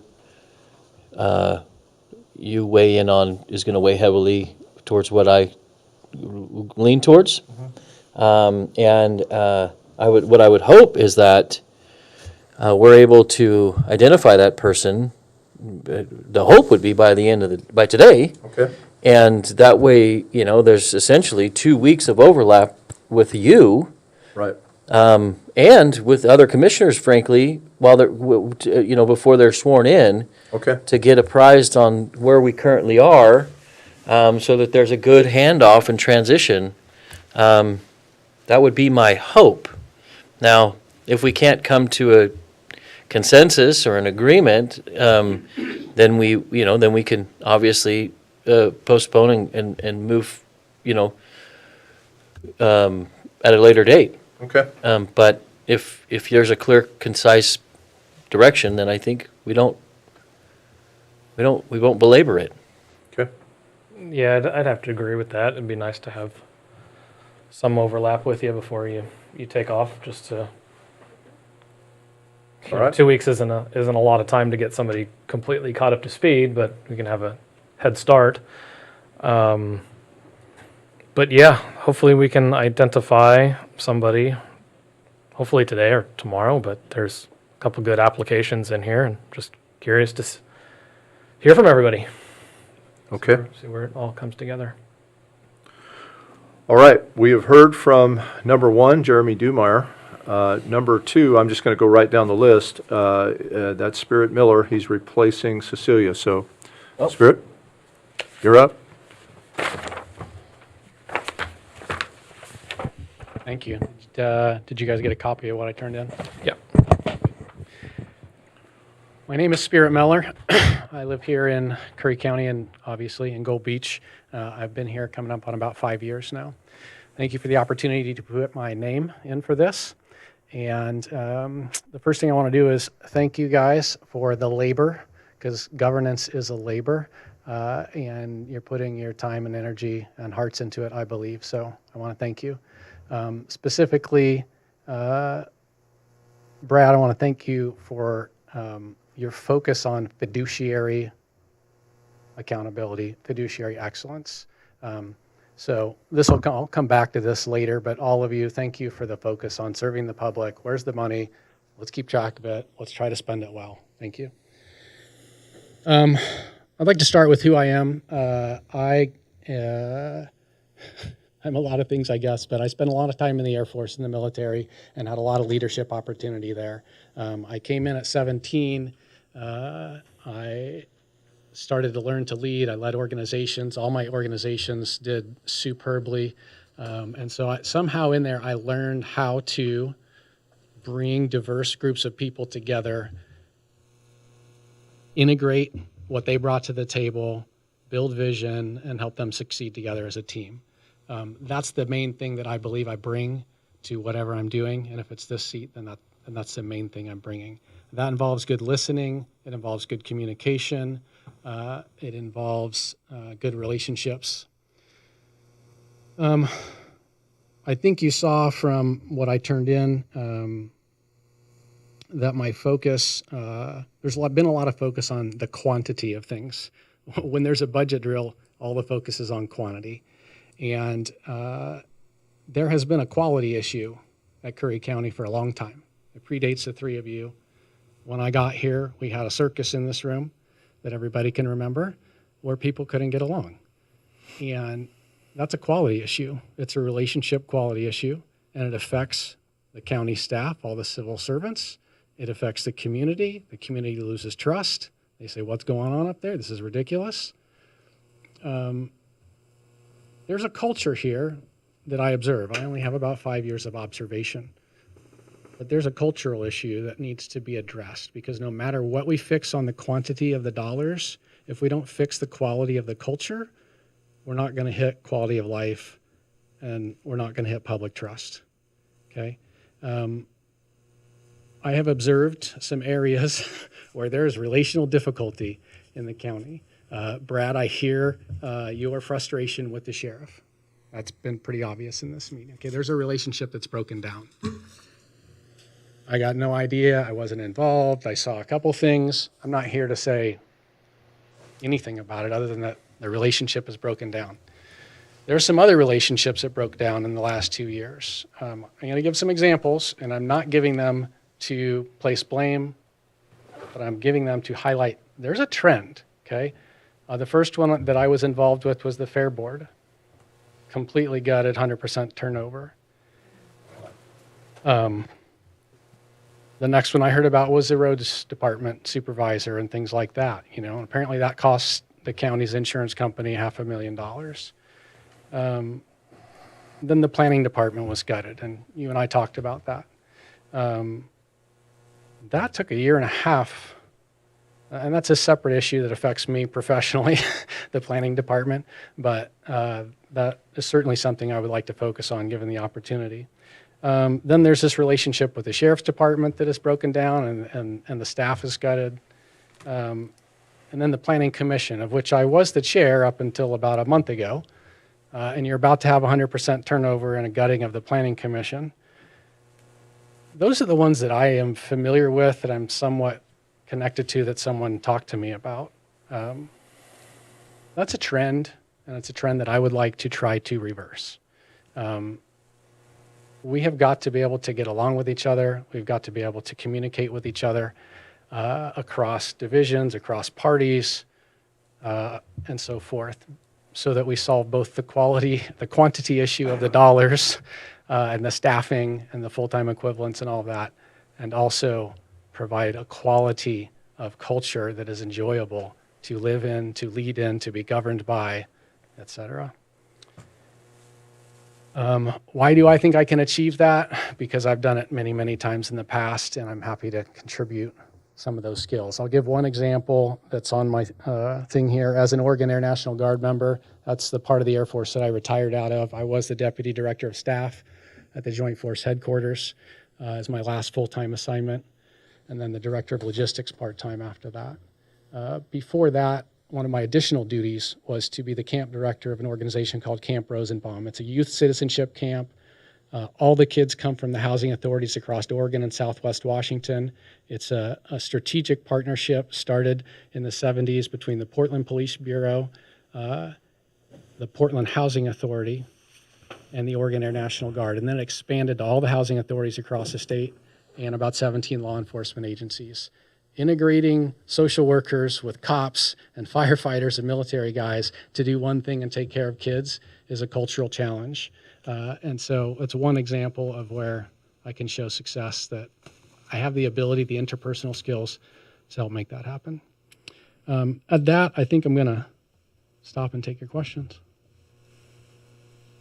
So I'll ask one question, Spirit. And maybe this is nothing more than a timing issue, but your application was the last one. It was a little later than everyone else's, to be fair. Was there hesitation? Was there What were your thoughts on applying? Were you hesitant or eager, I guess? Yeah, it's a good question. It's a fair question. There was no deadline on the post. There was no turn it in by this date, so I wasn't marching to any particular timeline. Okay. Right?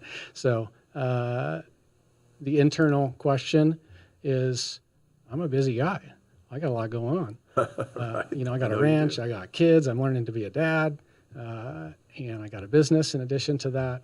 And so I said, well, do I have time to do this? I want Curry County to have good governance, and I want it to have a good culture.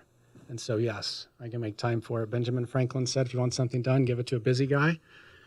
I can haul the mail. I've done it before. I've done multiple master's degrees and been a unit commander and a family man at the same time. Yeah. I'm capable. Which you've already answered my second question, which was, I know you are busy, and could you accommodate the time commitment necessary? So Serving is a sacrifice. it is. So It is. That's all I had. Thank you. You mentioned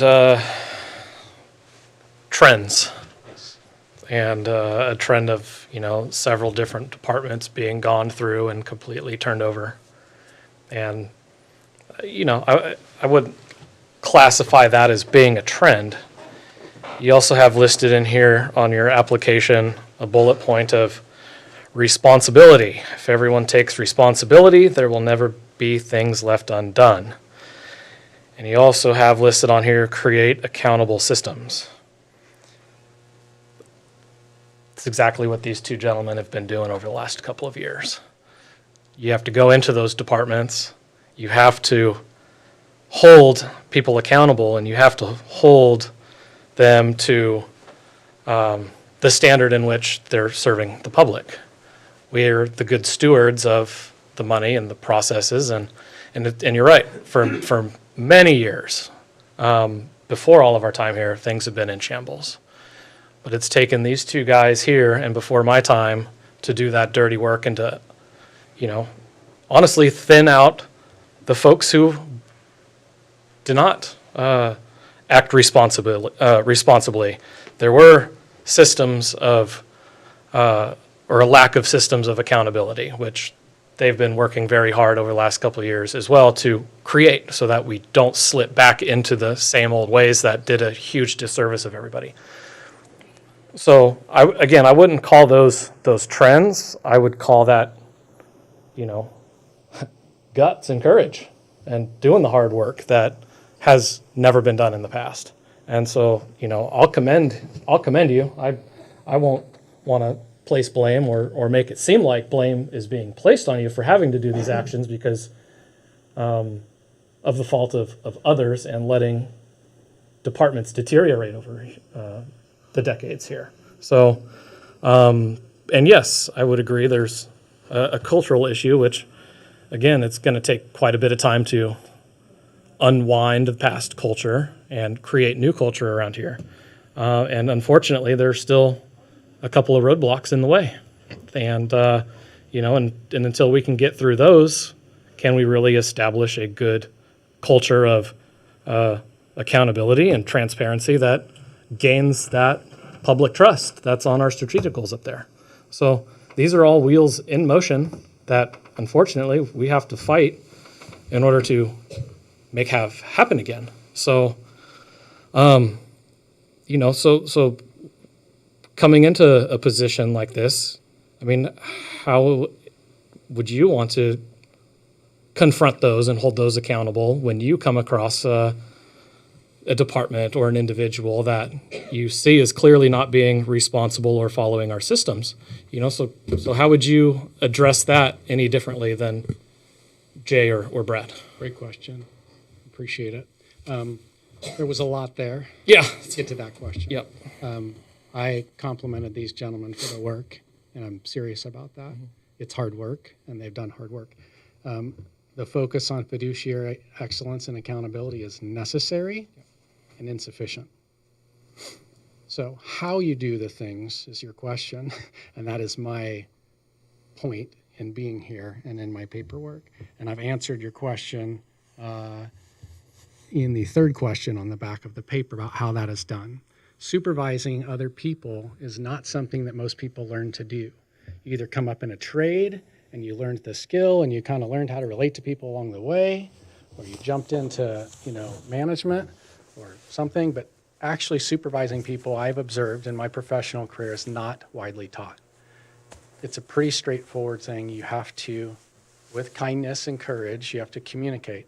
Number one, these are the expectations. Number two, do you know how to do these things? If you need training, let's get that for you. Number three, feedback for how you're doing. You're doing this well, you're not doing that well. That's where the accountable systems come in. We still have processes in the county that don't have systems, and the one that impacts me the most is the planning department. Okay, that's a separate issue. But then when people don't perform after expectations, training, feedback, then there's a consequence. And it's either a, hey man, you're doing great, here's a bonus, here's a thank you, here's a letter of appreciation, or it's, hey man, you're not doing so good, and we've talked about this verbally, now we need to step into paperwork. Here's a letter of counseling, here's a letter of admonishment as we escalate in progressive discipline to change performance. And so you move up that chain to the point where you can, if someone refuses to comply or is unable to comply with what's being expected of them and they're equipped to do, then they can be terminated. That's how supervising people works. The alternative system is to create a hostile environment where people quit. And that is not okay to me. To disrespect, and let's just take as one example, the Planning Commission. They're all done. They haven't been talked to once by the planning director in the last 2 years. We have volunteers from the community serving, wanting to serve. This much communication, okay? It's not okay. There is a way to do it, and hopefully I've answered your question, sir. There is a way to do it that is respectful and holds people accountable and gets the end result that the community needs, is a well-performing, excellent-performing organization that serves the public. Thank you. Jay? No question? No questions. All right. Thank you, Spirit. Sir. Appreciate the time. Oh, I forgot to say, Lynn Coker's package is really impressive, and I know he's invested a lot of time in this process, and I think he would also be an excellent choice. Well, Lynn Coker is up next. Should I pay him now or later?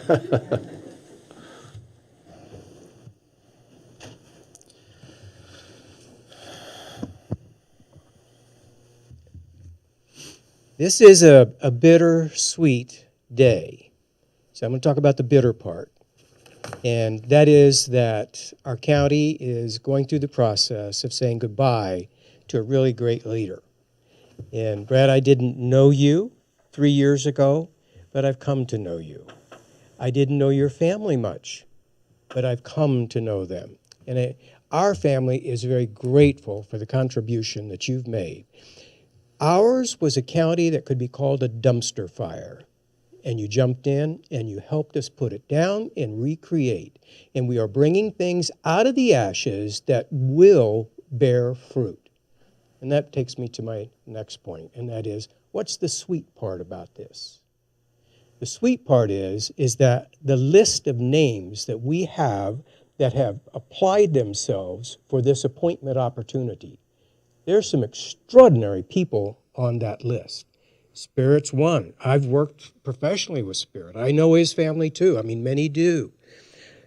But what has been really an eye-opener for me was that Isaac Hodges decided to throw his hat in the ring. And I have followed Isaac through the process of leadership in South County and Brookings. Once again, a bit of a dumpster fire down there, out of which much has been created that's very positive for our community. He has the leadership experience, he's got the government experience, and that brings me to my last point, and that is that I withdraw my application to seek the commission position and encourage you to consider Isaac. Thank you very much. Thank you, Lynn. Lynn, can you stay up there for a second? Why? Because I want a couple of words for you. First off, thank you for you having the interest in leadership as well.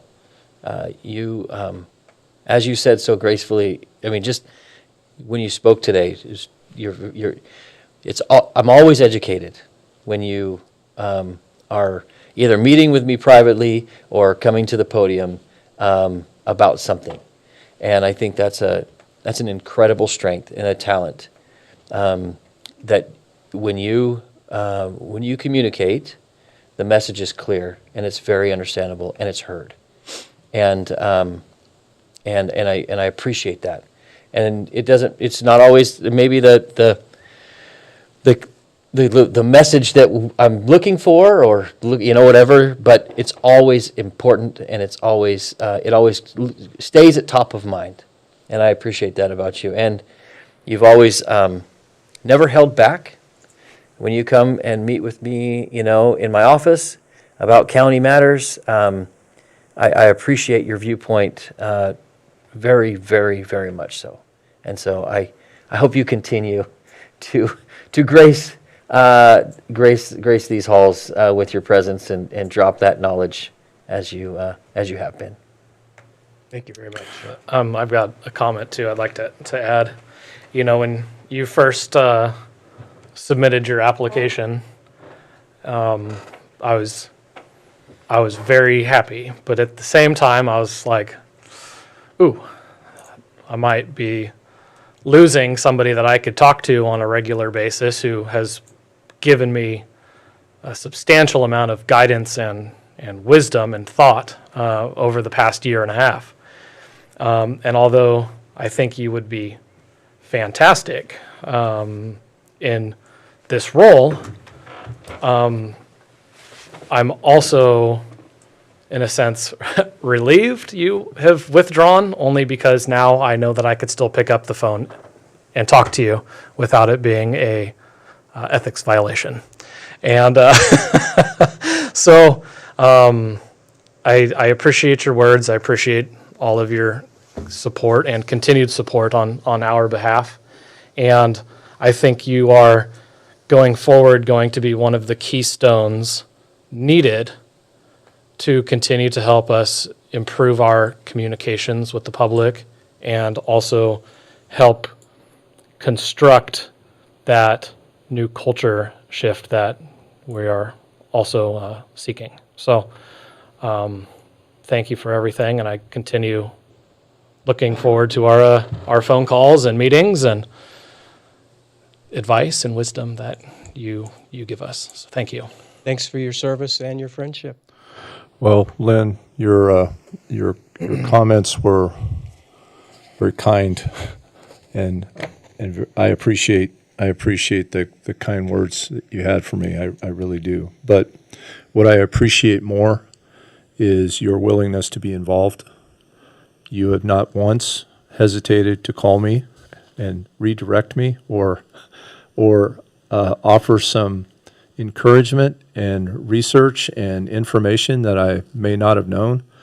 And what I really appreciate is that you never once told me what I wanted to hear. You told me the truth and were very, very forthcoming, and you are a man of integrity. And I really appreciate all of the time that you spent in reaching out to me on a number of topics and issues.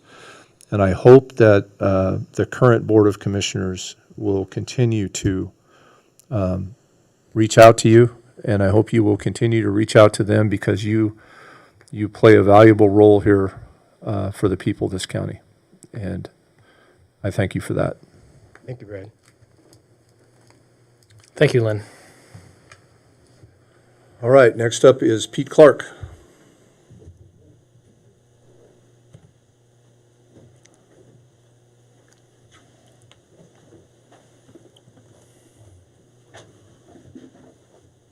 Hi. Appreciate the opportunity to speak to you, to submit my application to fill a vacancy. I guess I have already submitted a fairly lengthy application in addition to the official application. I spent a lot of C attached.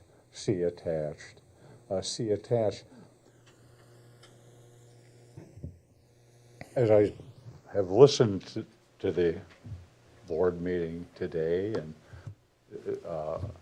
Commissioner Trost and I have chatted on any number of occasions, and I live in Port Orford.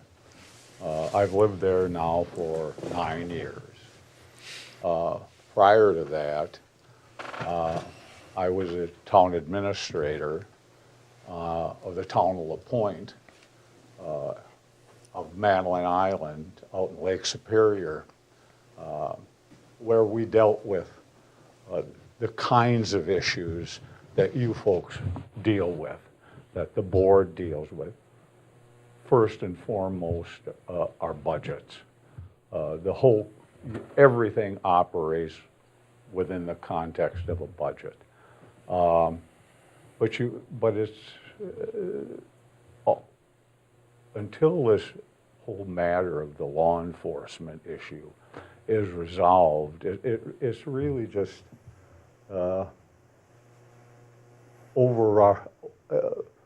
washing out the ability to do so many other things that the county needs. The county needs business development, economic development. It needs environmental issues dealt with.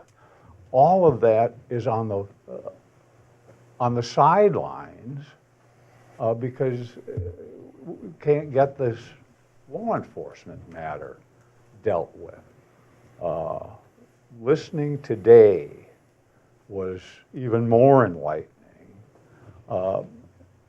because it seems to orient around one person. You're in this boat together. We're in this boat together. And everybody's got to be rowing in the same direction. I think the declaratory judgment which you're awaiting is going to be vital to where this county goes and how it gets there. And so I hope that that happens quickly. In the meantime, what I do, what I have done, I've run economic development operations in the near north side in Chicago. So I've played in big arenas. I was the town administrator on Madeline Island. It was a complex community. One, it's out in the middle of 2.5 miles out in Lake Superior. But it had 300 year-round residents and 5,000 in the summer. So you were dealing with a variable infrastructure, variable services maintained by 30 people. I've learned, I know how to do this job. I think I don't have a corner on wisdom, but I think my experience over the course of my career gives me the skills, the tools, and hopefully the willingness to listen, but act decisively to make a contribution to this board in resolving some of these clearly intractable problems. But for the sake of the people of this community, this county, top to bottom, they deserve our best efforts. With that, I'll field any questions you have. Patrick? Thank you for your submittal. You mentioned that previous in this meeting, you were aware of some new information. With that information that you now know, how would that affect your position in addressing what needs to be addressed with law enforcement in our county? Well, I think, first, you're not going to be able to do a damn thing until you get that declaratory judgment that identifies the relationship. I don't agree, frankly, that the sheriff's department should be an independent body.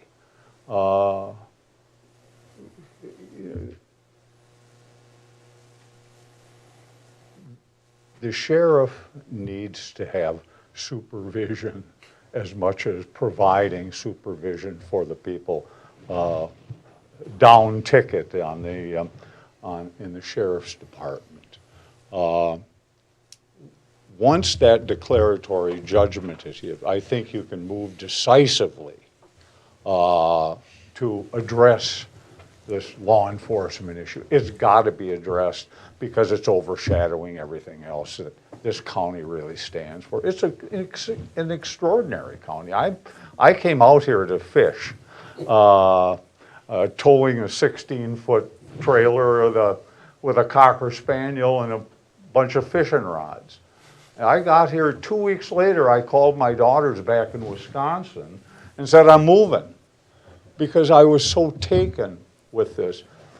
I've had my own challenges in the 9 years I've been here, but I think I've got the skills, the attitude, and the determination to help you guys make hard choices, make good decisions, and to move this county in a direction and in a fashion that benefits all of these folks and everybody from Langlois to Brookings. And I hope I have that opportunity. Okay. Not a question, but a comment. And I don't know how much you guys know about this, but Mr. Clark has been a no stranger to being willing to provide assistance. He's been in our offices quite a bit over the last, I would say probably 6 to 8 months. Providing proposals to assist with some broken down communication needs and things of that nature. So he's definitely a man who doesn't just stand on the sidelines. And so I just want to make that comment.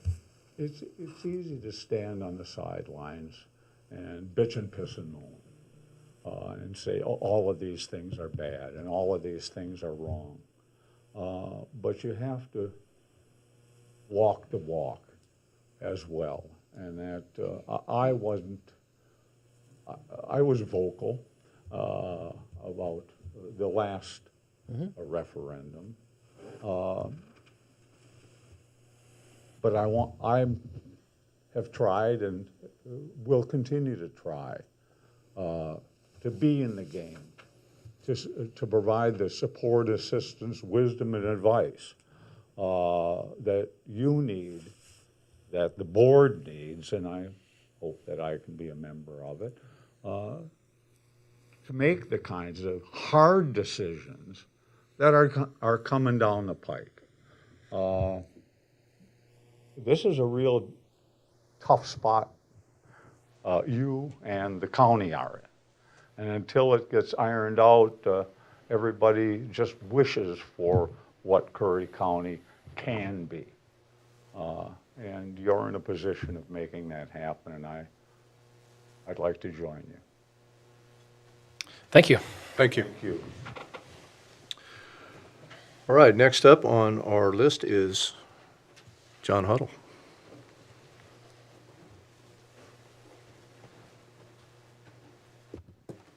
Hello, Mr. Chair and Commissioners. Thank you for having me. I was requested to apply for the position by some people in my Rotary Club up in Port Orford. I thought about it and I put in my application. My application lists my experience, which is pretty extensive. Brad, sorry to see you go. If I'm not mistaken, I was here in the capacity of county council. Sure. And I thought you got your start on the budget committee, or did you? Yep. And like some of the other candidates, I learned some things today. Unlike some of the other candidates, my first thing I said to you, Mr. Chair, was long time no see. I have not been a frequent flyer in your offices. I have not. I think, Jay, the last time I saw you was at the fairgrounds, perhaps. No, it was at a cross-country meet where you were. Oh. Yeah, You were right? flipping burgers? You were flipping burgers. That's right. Yeah, So, in Port Orford. Yep, yeah. So anyway, and I like to try to give back to the community, so that would be the reason I would apply. When I was working here, I felt like I did do service for the citizens of the county. There were kind of three, not big things, but kind of big things that happened during my time here. One of them was we got in trouble with the state of Oregon. What happened is some of our citizens up at, was it Flores Lake? They were complaining that what happened is there was a big storm in the winter and it blew out a weir, a pre-existing weir from like 40, 50 years ago. And nobody noticed it until the summer, when the dry season is. And all of a sudden, like, hey, how come we don't have our water and our wells and our pumps and stuff? So, You going to talk about how you kept me out of jail? well, no, I'm not going to talk about that. Well, we did. So what we did is we came up, we had an enforcement action against the state because I don't know if it was ever determined exactly who reestablished and repaired the existing weir that was there, but the state didn't like it, and so they came down with an enforcement action against us, and I worked with the commissioners, and we strategized that we would actually sue the state in state court, and for I think maybe a declaratory relief that we could, have the weir, and we ended up settling, and that was good, but what I was most happy with was that the citizens on the lake who had been drawing water from the lake and that their docks, were, anyway, we served the citizens. That was a bottom line. They came to their commissioners saying, hey, there's a problem, there was a fix, county got, and then the other thing that happened right when I got here, and this is where I can understand what you guys talk about is the difficult choices you're making when you're reorganizing some of the departments and some of the decisions you're making that,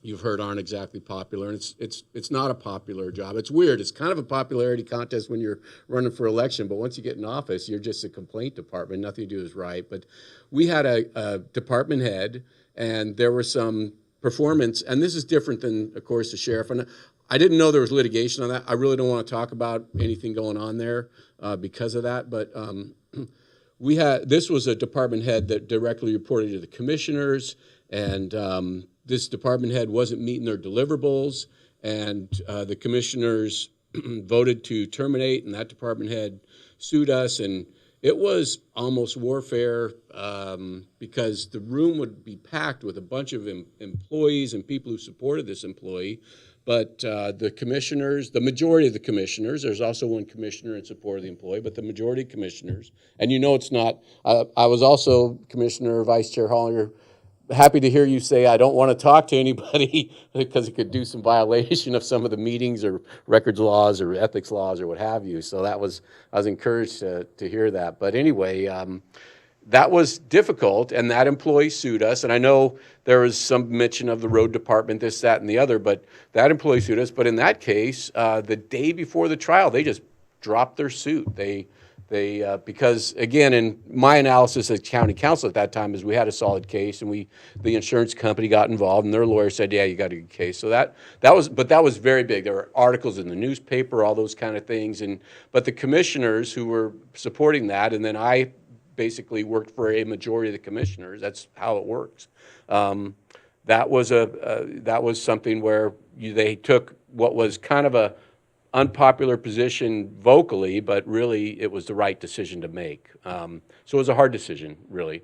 Another thing that happened is in the South County, we were getting complaints about derelict house. There was a derelict drug house. The house had, the owners of the house died. The kids lived far away. At least the good kid lived far away in Seattle. The bad kid, drug addict, lived in Harbor. And so the bad kid and their drug addict friends occupied the parents' house. they ended up setting a fire in it, half burning it down, but they kept living in there, and they were pooping in buckets and cooking hot dogs right next to that in the garage with kids. And I kind of spearheaded an enforcement action to get a court order that the county could demolish that house, put a lien on the property, and charge back the owner. And sure enough, the guy in Seattle, responsible kid, ended up tearing the house down himself and getting rid of his sister, and resolved that for the people of South County. Again, working for the people of the county and helping the commissioners work for the people of the county. And I guess there's one other thing that we did when I was here, and it also wasn't popular. We don't have Ted Fitzgerald, legal counsel, here, but I think he's also the director of county operations. And Brad, you might have been a county commissioner at that time, but that was a controversial position to even establish, the director of operations. It wasn't even in agreement among all the commissioners and whatnot. And but you got one now, and I think you guys see how valuable that position can be. And that brings me to my last point. The other thing in my application is that I'm retired, and you've got Mayor Velisis here from Port Orford, and I think somebody also asked me to put in when I applied, and I was for 6 months, I was the interim interim county or interim city administrator there, and then when my time ended, they applied for people to be it, and so I reapplied. But one of the things I said to them is that my analysis of the city operations is you really need help. You need help in your finance department. I think your city administrator could be a part-time job, and that brings me to the other disagreement among a lot of the commissioners is commissioner a full-time job or not, especially given, like some of the commissioners said, if we get a county administrator, director of operations, that's going to be a big chunk of change, and we should rejigger our approach to being commissioners and go part-time.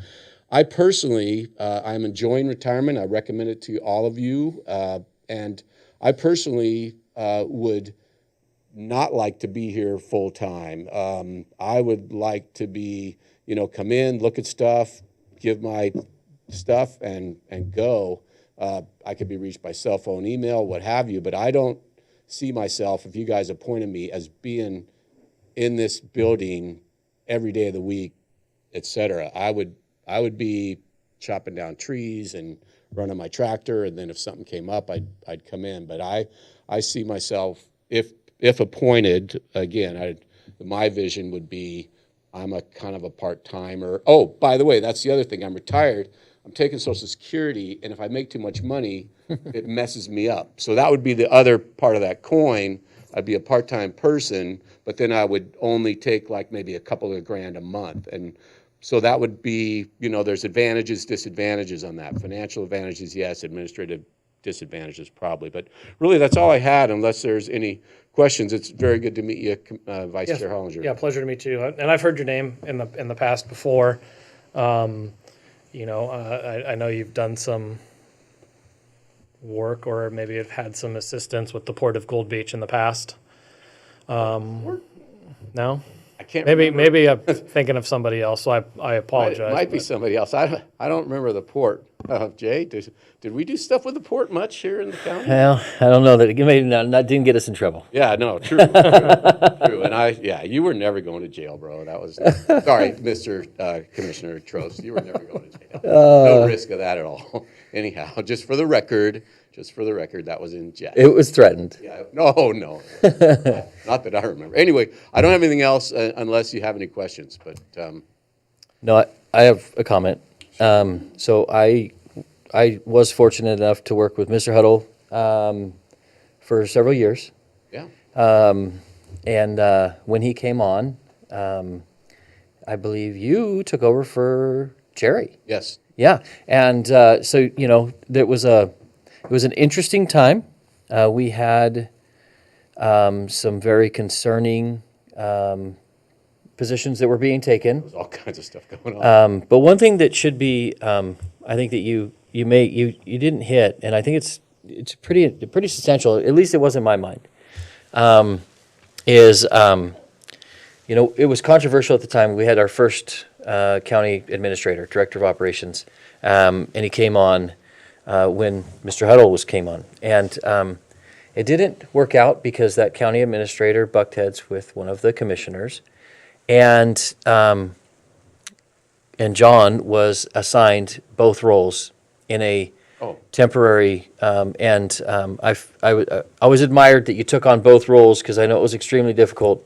And I spent a lot of time in your office during those years. And so that was generous of your time to do.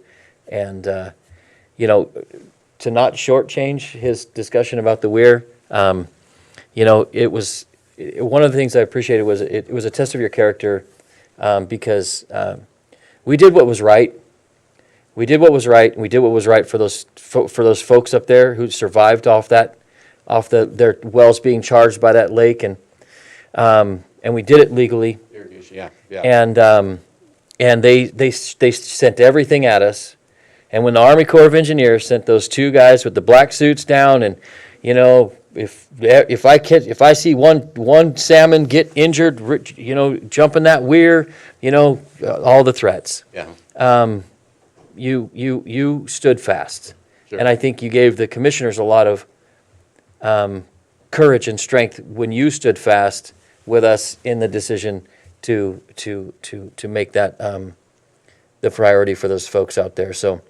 We had a reasonable position, though. Like you said, it was based in, We had a lawful position. Yeah, we had a good position. And I think the fact that, say what you want about them, they're reasonable people on the other end, and they realized the right thing to do. And we came to a good compromise solution that Agreed. worked out for everybody, and including the fish. Agreed. So anyway, but really, I feel like I'm up here too long, everybody. So, but no, thank you. All right. For all of You're that. welcome. It was good working here.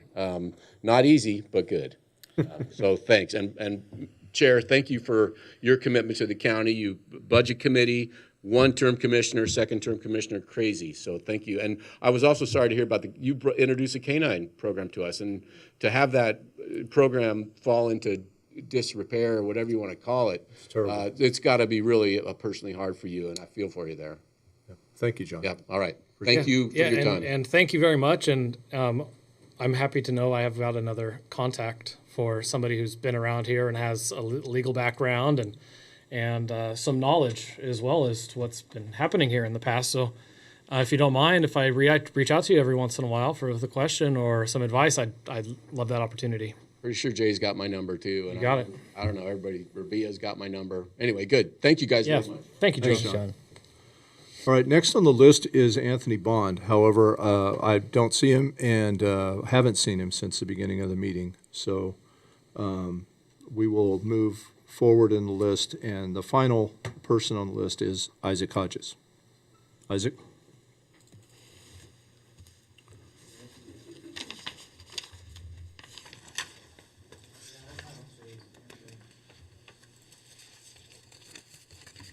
Good evening, afternoon, whatever. Thank you for the compliment, Mr. Cocker. I appreciate that. A lot to live up to, I guess. So you want me to just get started here, a little bit about myself? Okay. My name's Isaac Hodges. Born and raised Curry County, Brookings. The only time I ever left was for college. And then came back. Married, have 3 great children. My wife and I have been married coming on 29 years. So we've raised a family here in Curry County. Love Curry County. A little bit about me and my work history. I work for the local health network. I've worked there now for 16 years, going on 17. Prior to that, I ran a business in Brookings for over 10 years doing adult care. Prior to that, I grew up in a household where my dad was a logger. So I'm very connected to the logging around the community, and it's still very near and dear to my heart. So that's a little bit about my history. My current position is in a leadership role. For about the past 10 years, I've been in an administrative role, overseeing several different departments that led up to now where I oversee, including a couple sort of secondary report roles, about 8 departments. Each of them vary in numbers of staff, but all totaled up over about 60 people on a low day. And then I also, outside of that work, I'm the current city mayor for Brookings. And then prior to that, I was a Brookings council member. And I hold that very near and dear to my heart as well. It wasn't anything I applied for or ever planned to get into. But it worked out, and here I am now standing before the county commissioners. So it's weird how the world works, and life rolls out.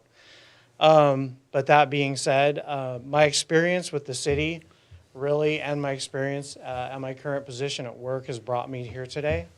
And the reason for that is I'm not afraid of, nor am I fearful of addressing issues that need addressed. And if this meeting and others that people have watched are telling them anything, there's a lot of issues that need addressed. I have some questions with those issues on how to properly address them. You know, in the city framework, as council members and also as a mayor, we have a city manager, and that is who we employ. And we run through that city manager what our direction is, and he directs the city from there.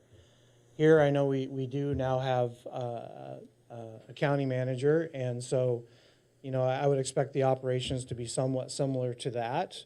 So that person in that position holds a lot of accountability in my book, and we would be addressing a lot of these concerns through that position. That's the way I see it. But I know it's been a little bit different, and that position as well is fairly new. So I'll look to be acclimated to how that works here if I were to get the position. But other than that, the issues still need to be addressed and addressed in a proper manner. And so, for example, in the city of Brookings, we had an ethics issue. I came into an ethics issue, and it was actually the one position that reports to us as a council at that time. And so, without getting into details, I had to stand firm on my view of the situation with the information that I had, and I truly did try to dig as hard as I could to get as much information as I could to make the right decision. And at the end of the day, it was a lot of turmoil. I actually was the only person that stood in my vote on the given issue that ultimately ended up in a very large recall and a whole bunch of stuff. But nonetheless, I think at the end of the day, I'm using that as proof that I'm not afraid to address issues, and hopefully do that in the right way. I do not claim in any way to be perfect, but I definitely want to do things in the right way. And two of those things is being accountable for who you are and what you do. Like I said, none of us are perfect. I am far from it. But in everything I've done, I've tried to be accountable for it and pay my dues where my dues needed to be paid, and be honest and transparent. And so that's what I think really needs to continue now here at the county level, is that honesty and transparency. So I don't stand up here pretending to be that I'm any better than any of the other people that stood up here and are applying for this position, but that's what I bring to it. And I think that would be helpful, given what we're going through, and specifically with legal. And the last thing I just want to say, I know my time's up real quick, is that all of that aside, I also want to not lose fact that we have an amazing county, and we have amazing workers that work in our county. And I really want to, and has already been done a little bit, but want to continue to push forward a solid foundation that everyone can stand on, so people know they do have a job tomorrow. And I'm not even focusing on law enforcement right now. I mean across the board for the county, because there's been a little bit set up here about people leaving because of this, that, or the other. Well, I'll tell you, people leave because they feel like they don't have any stability. And so, and I'm not saying that's anyone in this room's fault, but I definitely know when people come into this room and they're not even the boss, they're not even the representative for their department, but they're coming in here and they don't have the support of their leadership, I would be looking for another job. I would be looking to go somewhere else. And I'm not pointing fingers here at all. I'm just talking from a basic leadership position. Is it your accountability to come in and run your department? And so that's, I think, a lot of why people are hitting the road too. Granted, these other things don't help, but But if you have a leader that will stick with you through tough times and is willing to come in and have a dialogue and talk about possible solutions and not just draw the line in the sand, I'm going to probably hang out with that leader and say, you know what, I'm going to help you out. We'll get through this. And what I've found in my experience when you do that, whether it's in the organization I'm in, which went from a time where we had like 10 days cash on hand to where now we're pretty successful. You know, that's because you were honest, transparent, and you had the dialogue, the difficult conversation, and people stuck by you. And you climbed out of that. And we have a lot of opportunity right now, even though it seems dire to climb out of that. So, sorry I went over. Questions? Patrick? Thank you. For one, I know we've only met once before at the Wreaths Across America event there down in Brookings this past December. So it was nice to be able to meet you there and meet your family. And you know, I've got a young family too, and but you know, so I like the fact that you can recognize the issues and the hard conversations and the tough decisions going forward. And from little I know about you and having to step into that role in Brookings immediately and do what you were able to do down there is commendable. And I, you know, I appreciate that because, again, that's another item needed around here. There's one thing here that I also liked reading in your application was to define a clear hierarchy of oversight for the entire county budget. And yes, I know a lot of that will be resolved during the declaratory judgment. But that's one thing I know that we've been working on around here is the expectation of roles and who's in charge and to make sure that there's the responsibility and accountability that we need here within the departments, and to make sure that they're all followed. Because again, as always, we have to remember this isn't our money, this isn't investors' money, this is our taxpayer money, and we need to be responsible with that going forward, so that the past doesn't repeat itself. And again, kind of like I recognize with a lot that's going on at the national, federal level, is we're being able to uncover everything and go through finances and departments, and you know, when you do that, you follow money, and money, the tracks of money don't lie, right? And so in doing a lot of what we're doing here uncovers a lot of that disservice to our constituents, and that's going to be corrected still going forward. So I'm happy to hear that you would be on board with continuing you know, the financial stewardship and the accountability stewardship and transparency that our public is very much wanting. So I don't have a question, it's just a comment, so thank you.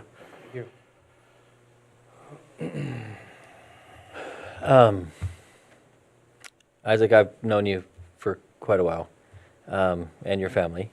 You know, so the one thing is time, and I'm sure you've spent considerable amount of it thinking about that portion of this responsibility. What'd you come up with? Yeah, not a lot of it. So yeah, I've been very open with our CEO, with my wife, of course, with some of the other community volunteer groups that I'm associated with, and you know, we think we have a schedule that will work. Sometime at the beginning of the week, sometime at the end of the week, and then of course, you know, it is modern day. Time, so we have the cell phone and the computer and the Zoom or whatever, you know, to help out with that. But it will still be tight. There's no doubt about it. That was my biggest, for sure, my biggest hesitancy if I had one.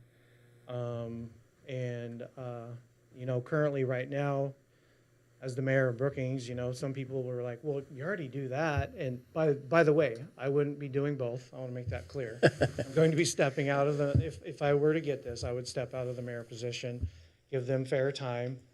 And that's, again, that has been a huge honor.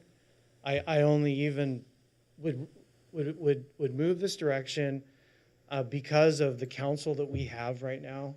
I have no concern moving out. They're the strength there. And so that part, I want to be able to have that dialogue with the city, but and there's probably a few celebrating, hey, if he's not here, great. But those who did like me as mayor, I definitely will have that conversation with them. But I definitely would be moving out of that role into this. But I do believe this will take more time than my current position as mayor.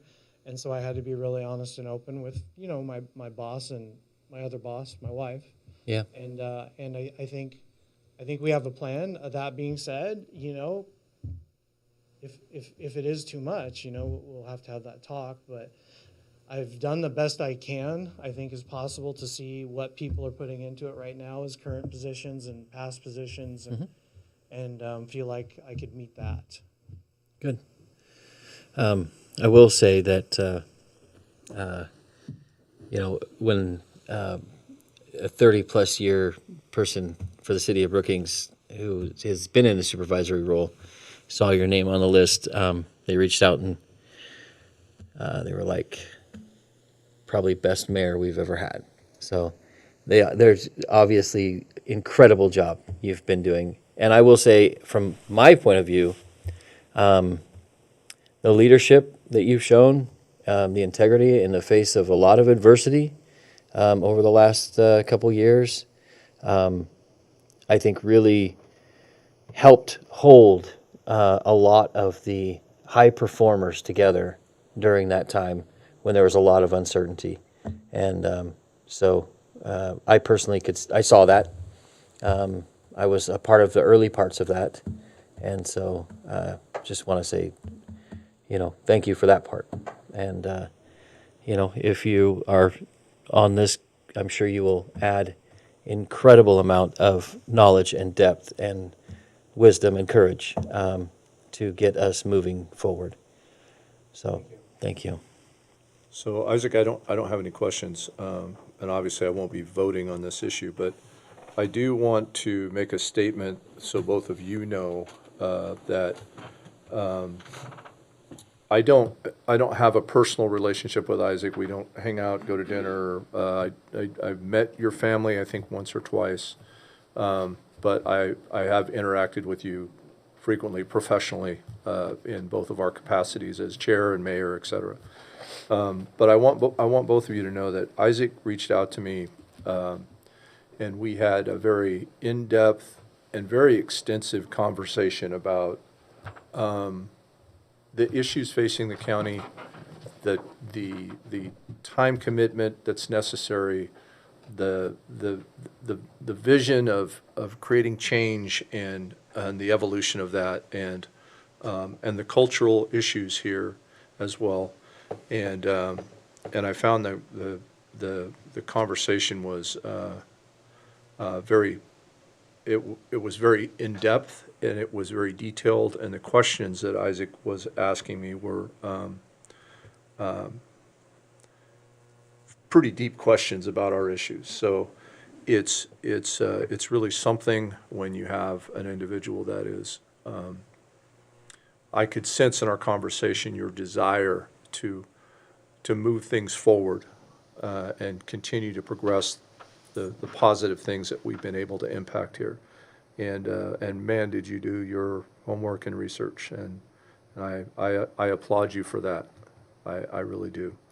And I appreciated the conversation. All right. Well, thank you very much for that. Thank you, Isaac. Yeah, thank you very much. Thanks, Isaac. So, how do you want to proceed? Well, the only experience I have is when I went through this process, which seems like a lifetime ago. And I would, I believe a lot of it was just dialogue in open session and a recommendation. And Yeah, I think we did go into executive session. I can't remember if we did or not, but the majority, the bulk of the conversation was a public conversation.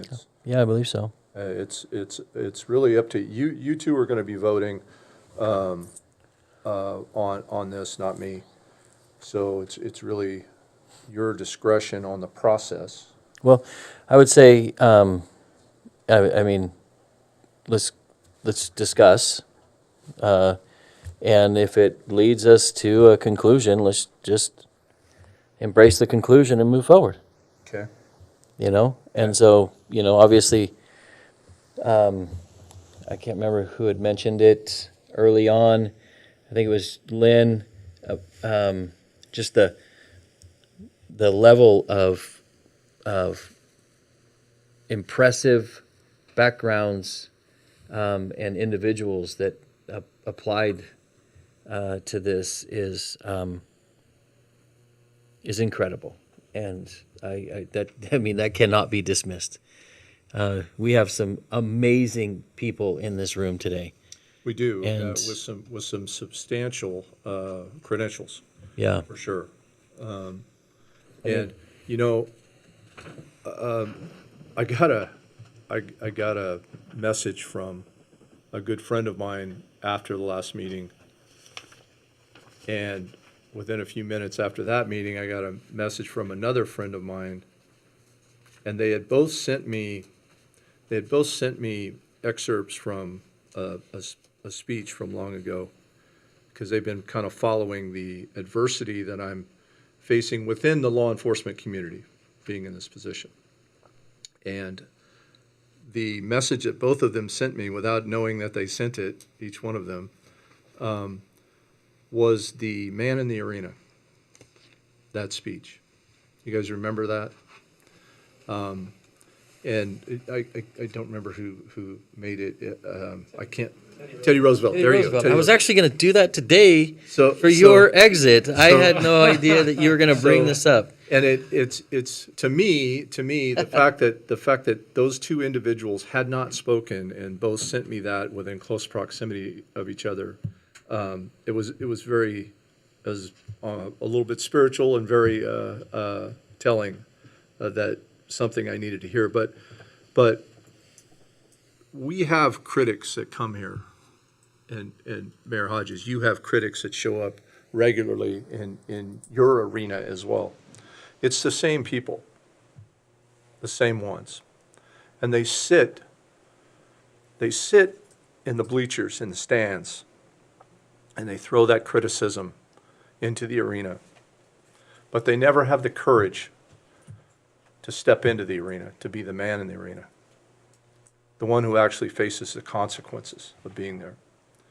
And all of you today, every one of you that was willing to do that, man, that really says a lot about your character. And it's a little different this time. It feels a little different this time with this appointment. And it's a different group. It's a different type of person that's putting in for this now. It's not the same good old boy stuff that this county has faced over and over and over again. There are different people willing to be the man in the arena. And we need that right now. And I just want to, from my perspective, we've made a lot of progress, and we're really at a crossroads right now. And I'm hoping the person that can come in and fill this spot can push that ball further down the field. And I applaud you, I appreciate you, and I am thankful for everyone who put in. Your credentials are incredible, and any one of you selected, I have no doubt that you're capable of doing this work. And I'm going to speak about Anthony Bond briefly, even though he's not here. That's a guy that always steps up in the community. He's always trying and always pushing and always volunteering to step into that arena, and I appreciate that about him as well. That being said, there's something that's important to me in terms of who I am going to recommend. You know, other than Pete, I've had conversations with many of you professionally, quite a few. And I feel like I know all of you and I know your character. But there's something that is kind of a real tipping point for me. And Jay, you brought it up. You brought it up at the last meeting. And it's the people who voted for me, this person coming in representing them. And that's important. It's important to me. And so that's kind of, as I go through everybody's written application and I go through my interactions over the years and I go through all of those things, that's resonating in the back of my head constantly. How do I know? How do I know? Well, here's the deal. I have to recommend Isaac Hodges. And I have to recommend him because I know the same people who voted for me voted for you. And I know that because they told me. They told me that. And I was part of the controversy that you were part of at the city with the city manager. And I stood my ground with that as well. But I was on the way out, leaving early to come and take this position in preparation for that. And you took the exact action that I was taking. And after that, and following that, those people who voted for us reached out to me and confirmed that. So my recommendation amongst all of the applicants is Isaac. While all the applicants are capable and would absolutely do a good job, that is something that can't be ignored from my perspective, and Isaac's willingness to dig in and work, and the conversation we had on the phone and his just digging into the issues was impeccable. So that I'm just going to put that out there right now. That is absolutely my recommendation.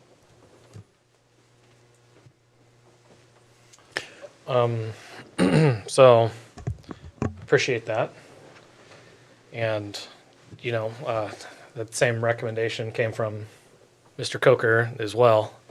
And like I stated before, I only just kind of met him once before in your family, just kind of in passing down in Brookings at the Wreaths Across America. But, you know, one of the reasons why I also decided to throw myself into this arena was because of Commissioner Alcorn and going to one of his campaign events and listening to him and essentially just getting on board and understanding his mission and his vision and wanting to do good for our county and our constituents.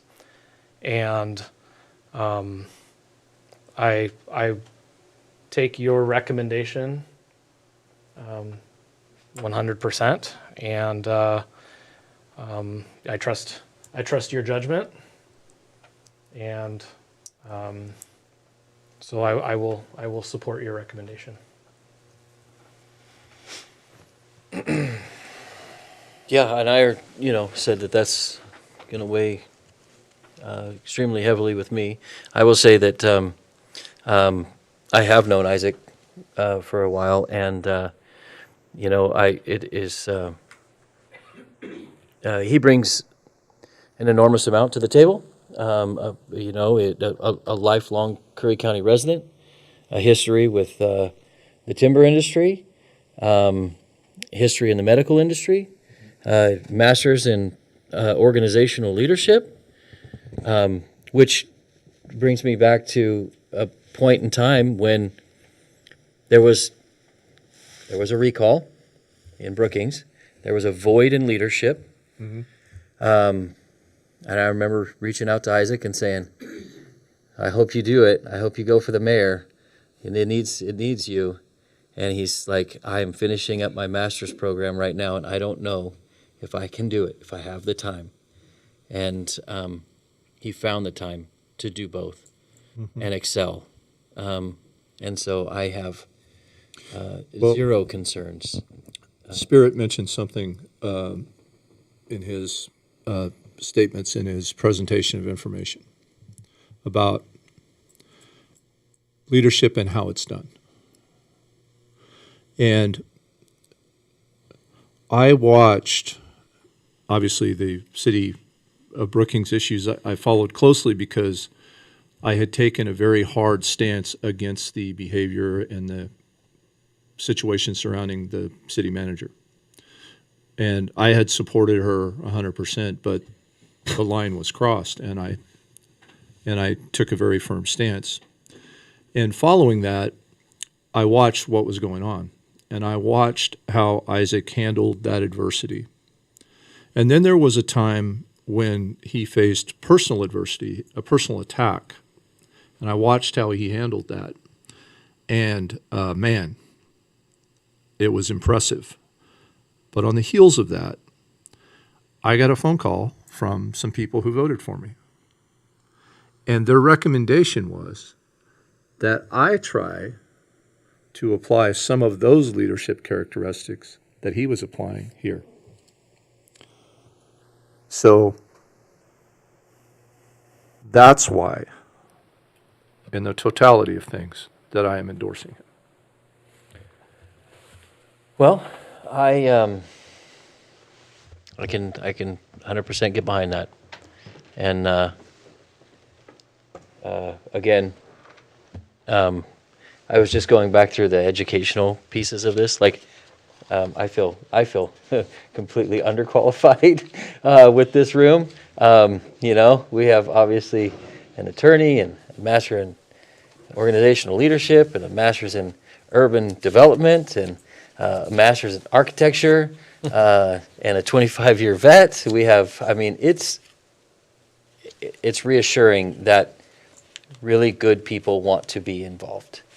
And so we're kind of afforded a luxury of incredible options. And so, but I would, with that, I would be willing to move that we appoint Isaac Hodges as Commissioner of Position 1, effective May 2nd. And I will second. And I will not vote on this issue. We have a motion and we have a second. Those in favor? Yes. Yes. And that motion passes. Isaac, you will be appointed.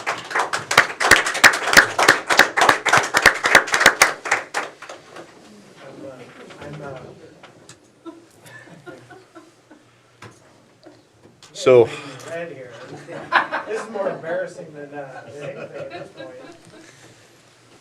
So I'm gonna move this meeting forward as quickly as I can. However, there are some things that I want to say at the end that are important. So moving forward in the agenda is a public safety update, and there is no one here from the sheriff's office, so there is no public safety update. I will get Ted on the phone and see if we can get a director of operations update. See you, John. Thank you, John. Thanks, John. Thank you, Brian, for everything. Hello, Ted. Ted, can you hear me? Okay, we are at a point in the meeting where we are at the director of county operations update. Do you have something that you would like to provide in terms of an update? I do have. I wanted to give a quick roads update. We're working. This is probably going to be one of the biggest years that the county's ever had for storm damage. We're the people out at the road department are really knocking themselves out. We're trying to get all of our requirements in so we can get reimbursed for as much of it as we can. And in fact, just today we notified we've got a new sinkhole on Over Road, pretty big one. So we're dealing with that. It just seems to be nonstop. But the road department's out there working, and the people in the office are doing a great job. I don't have anything else that I can think of off the top of my head. Basically, the jail, we've been going through we did the walkthroughs with the representatives from the senators regarding jail improvements, and we're in the process of waiting for some more fine tuning from the jail as to what those actual expenses will be, so that we can forward them onto our people in Washington, so we can see if we can get some money on that. And that's about it. Okay. Questions? Anybody? No, thank you for the update. Yeah. Okay, thank you. All right. I'm going to hang up now, Ted. Elected officials update. We have 2 mayors here. Go ahead, Ann. Well, I gave you my really big news, but I wanted to extend a congratulations to you, Mayor Hodges. I was sort of hoping to get to work with you as a mayor, but now we will get to work together with you as a county commissioner. So congratulations. And I thank you very much for passing that letter in the consent calendar. I really appreciate the opportunity to work together towards betterment. Yes. Isaac?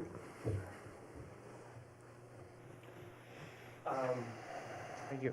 As far as an update, I mean, we're going to be looking for appointment of a mayor in Brookings coming up. Really, as far as the city of Brookings goes, you know, we greatly appreciate the vote you had for supporting that SRO position, resource officer for the schools. So thank you very much for that. Otherwise, I don't really have anything. I didn't really prepare for that else to address there, but I know that's greatly appreciated, and we definitely highly value that position. It has been great for the school, so we'd hate to see it go away. Thank you. Yeah, no. Yeah, and I'm glad that we were able to, you know. Any questions about Brookings going on you have? I do, actually. And it might not be the right arena, and I don't know how far you guys are into it. I know, I can report, first folks, that like the Brookings Harbor School District is going to be facing some fairly significant financial deficits that are going to have to be made up this year, as are many different government organizations. How's Brookings doing financially? Going through the budget season right now, but I don't. So one of our council members, Councilwoman Pareda, is very diligent about attending like League of Oregon Cities events and other events. She's got the time to do it, and she does a great job. And so according to her reports to us, comparatively, Brookings is doing very well. Good. Yeah, financially sound. Continues to be, and still has a little bit of a nest egg. So yeah, other cities are struggling a lot more than we are. Good. Still have our areas that we're working through, but definitely less constraints than some cities. Yeah. Okay. Good. And congratulations. Thank I you. look forward to working with you. Is my face a little less red yet? Yes. Yes. No. I appreciate everything that was said, but I'd rather not talk about me anymore. We're good. Thank you. Thanks. Isaac. Okay, Commissioner updates. Commissioner Trost, you're up first. Well, first of all, I want to say that was an incredible process, and it was quick. But I'm glad that you were open to being part of the process. I think it was valuable, to be able to be a part of that process.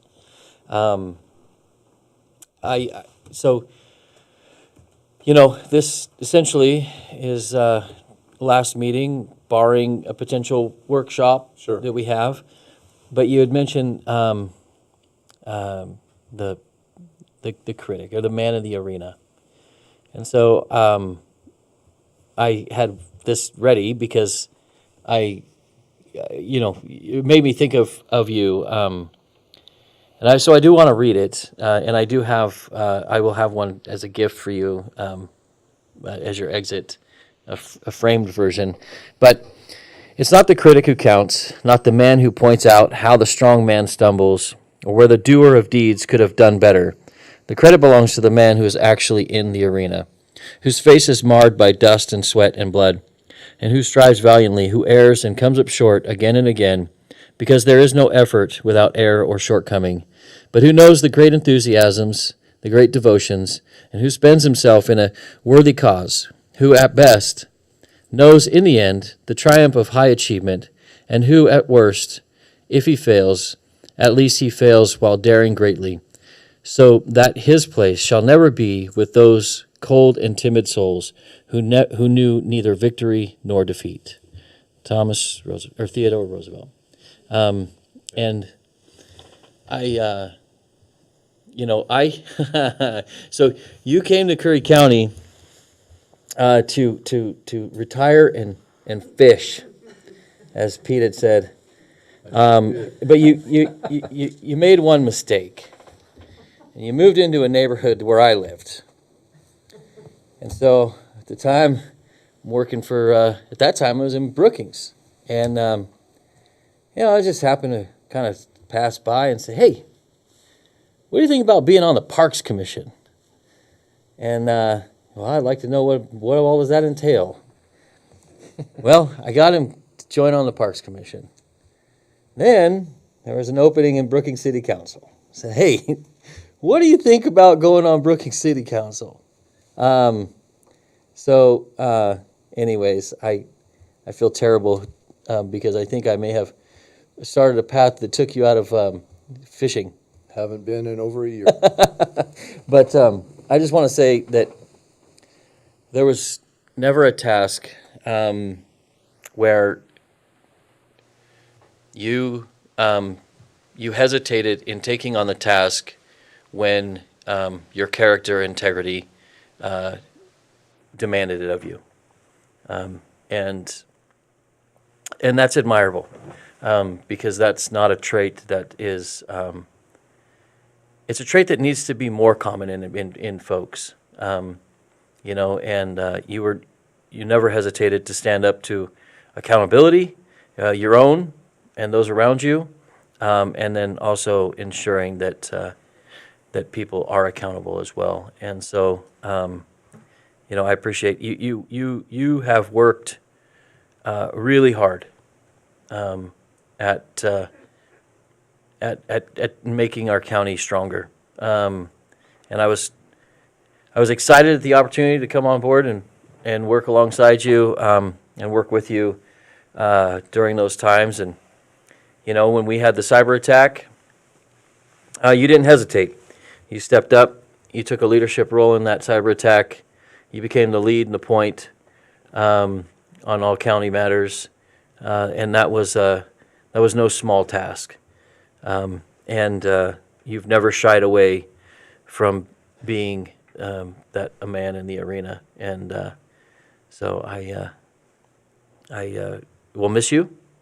I'll miss working alongside you, but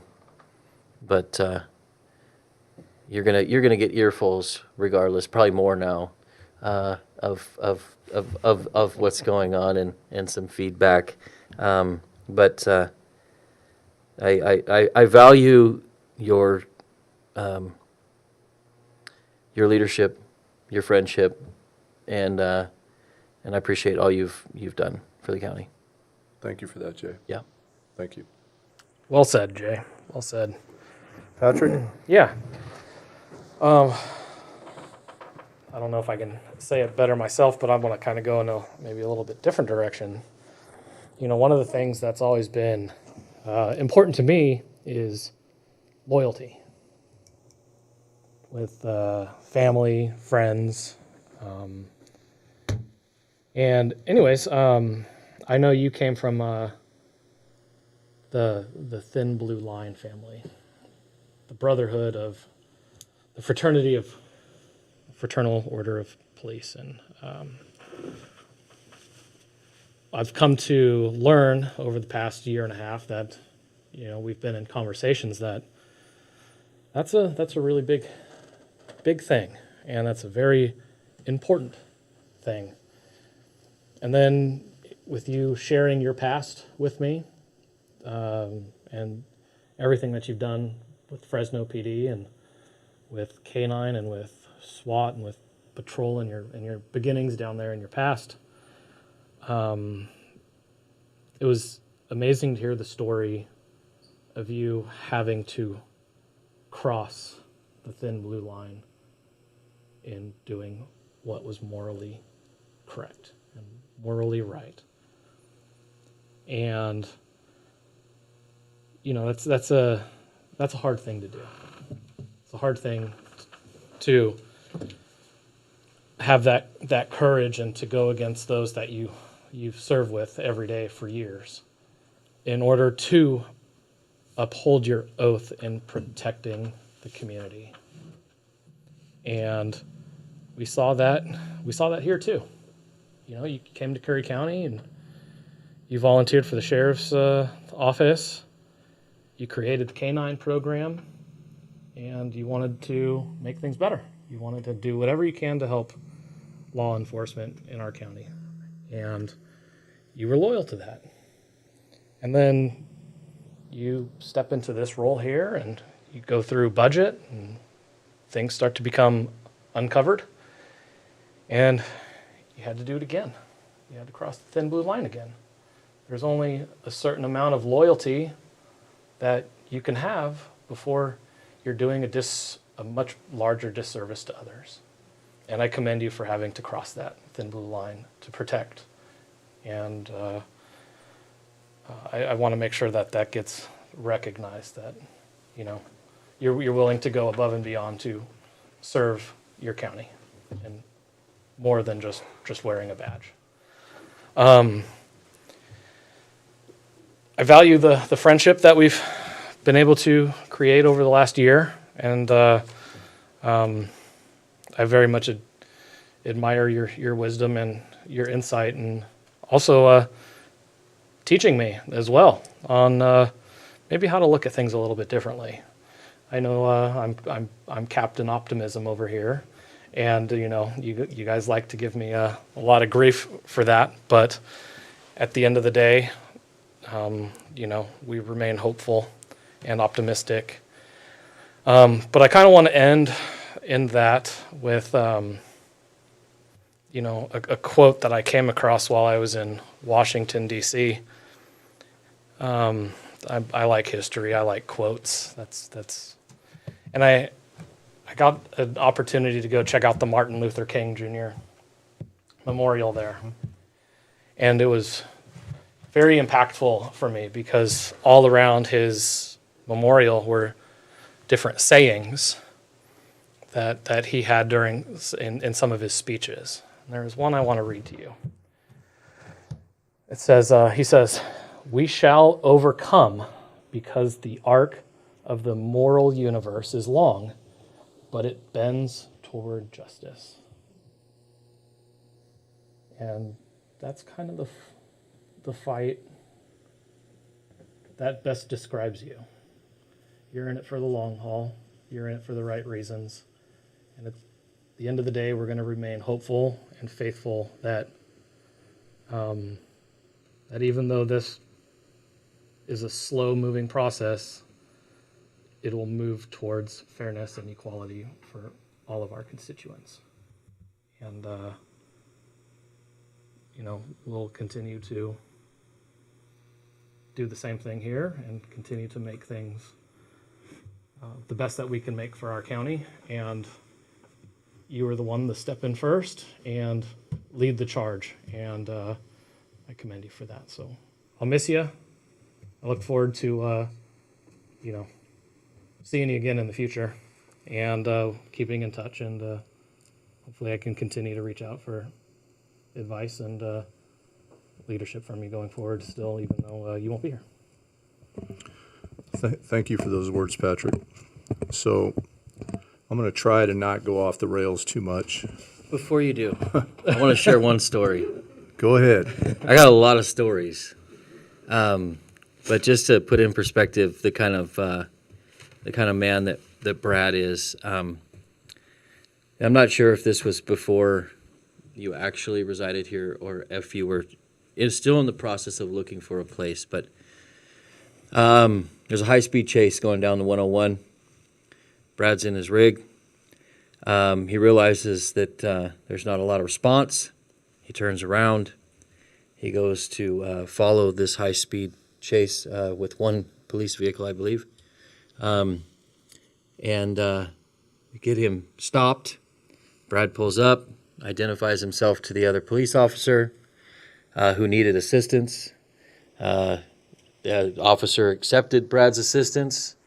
Brad helped take that person to jail in a safe manner in backing up our police officers who he had no idea who they were, just that he knew that people needed help and that there was an emergency in the situation.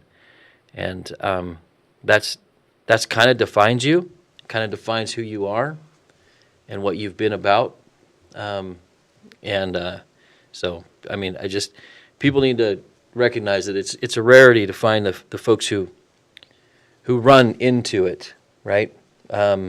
Even when it's not particularly their responsibility in a job perspective to do so. So, Yeah, it was before we had made the decision to live here, and our realtor told us there's no crime here. yeah.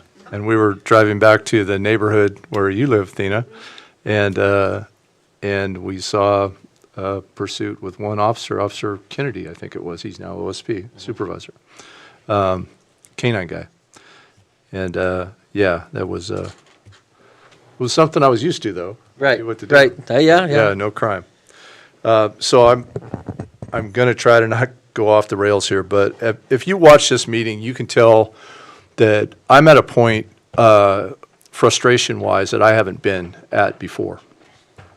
And a couple things have happened over the past few days that have kind of brought me to this point.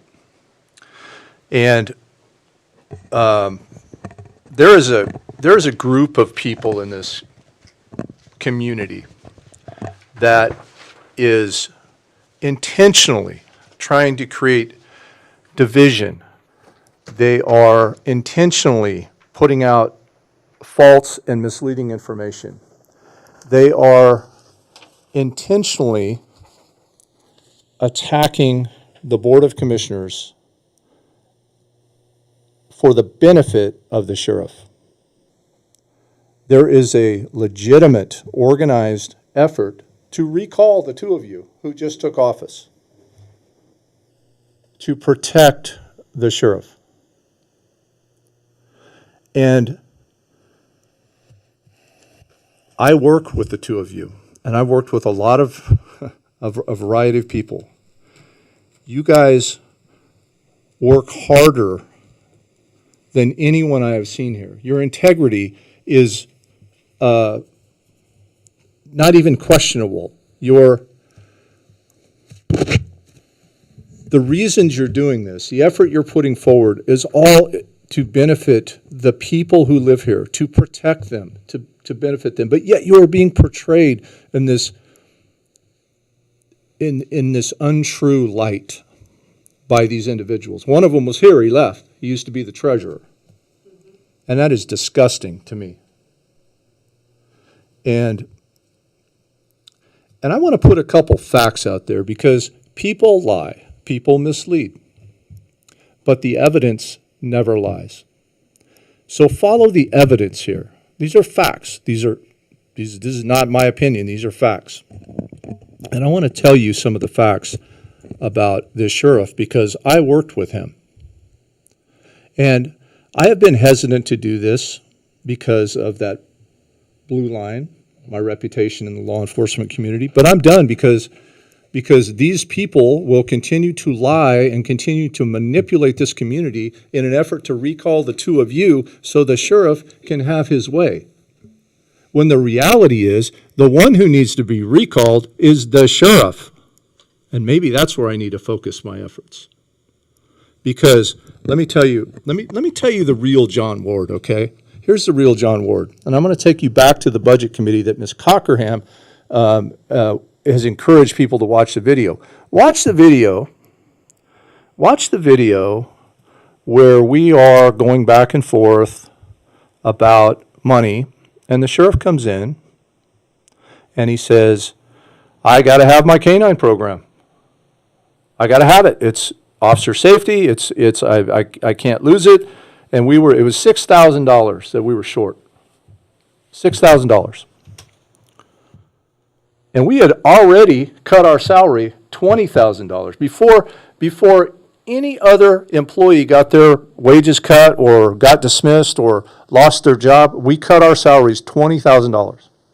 And then he came in there, he stood at that podium, and he said, I need $6,000 more to keep this canine program going. And what did we do? We gave up $2,000 each. Which, by the way, that money's still going to the sheriff's office, and we don't have a canine program. Okay? Let me ask you a question, community. Why didn't John Ward cut his salary? Why didn't he do that? I'll tell you why. Because he's selfish, and that's who he is.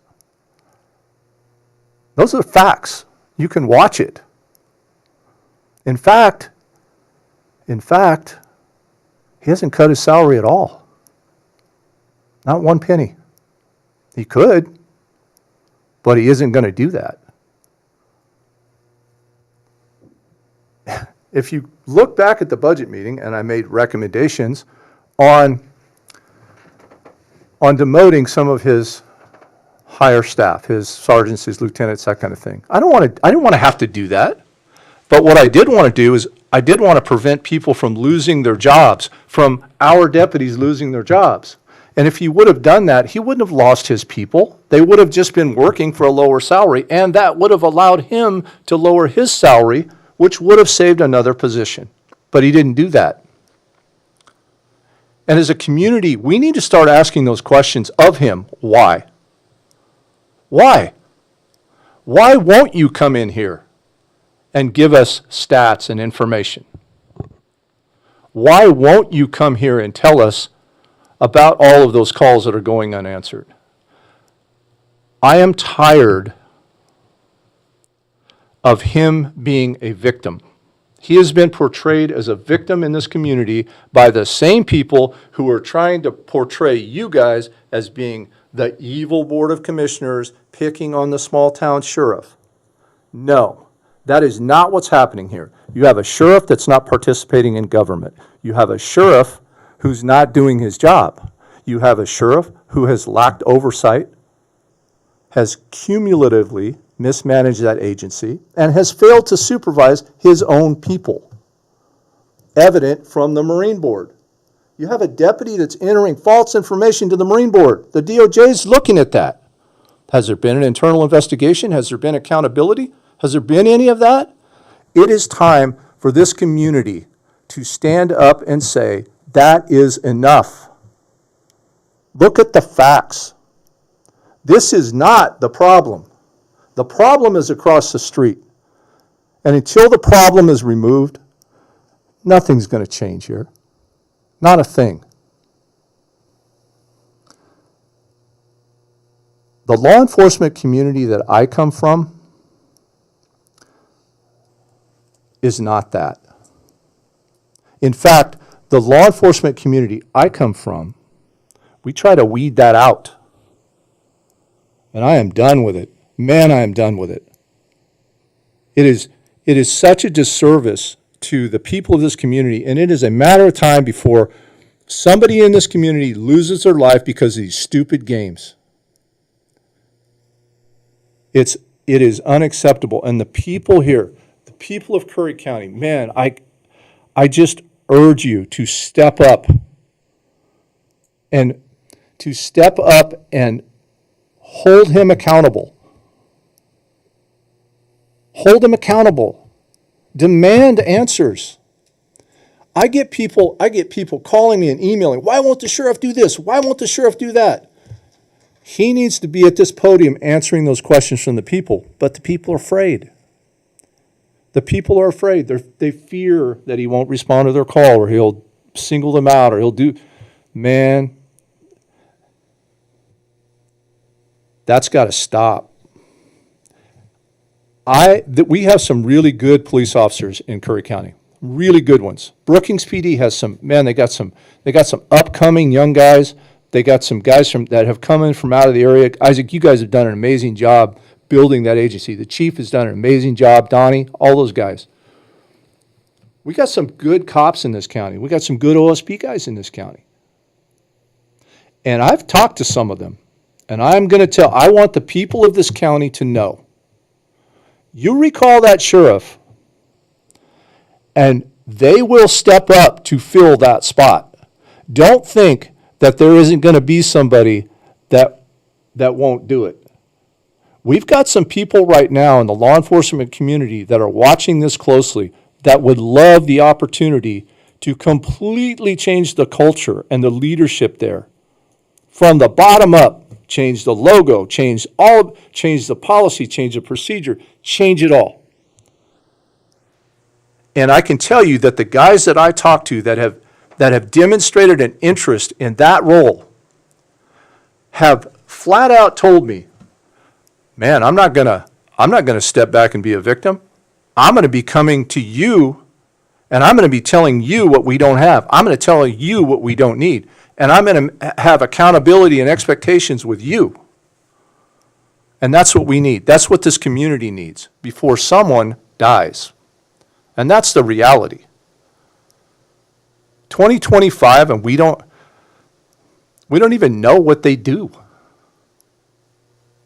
Now, we got some guys over there that I know are working hard because I still talk to them. But the law enforcement community here, I'm telling you right now with certainty, because I talk to them regularly, they view this sheriff the same way that I do, including the leaders of this community. Now, they're not going to publicly say that, but I will, because I'm done with it. I'm done with it. And I just cannot believe that some of the people in this community, one in this room right now, is lashing out at the two of you, but is blinded by the shiny badge.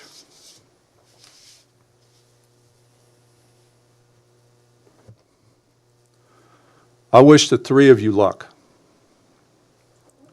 I do. And I hope that you will continue this fight. And I hope this community will rally behind you and look at the facts and stop saying, well, the commissioners took all his money away. He had opportunity in many different directions. What has he done creatively? What has he done? He won't take any recommendations. He won't do anything differently. And then I've had critics say, you're the big city cop picking on the small town. Well, you know what? Then it's time for change. We got to get away from the small town stuff.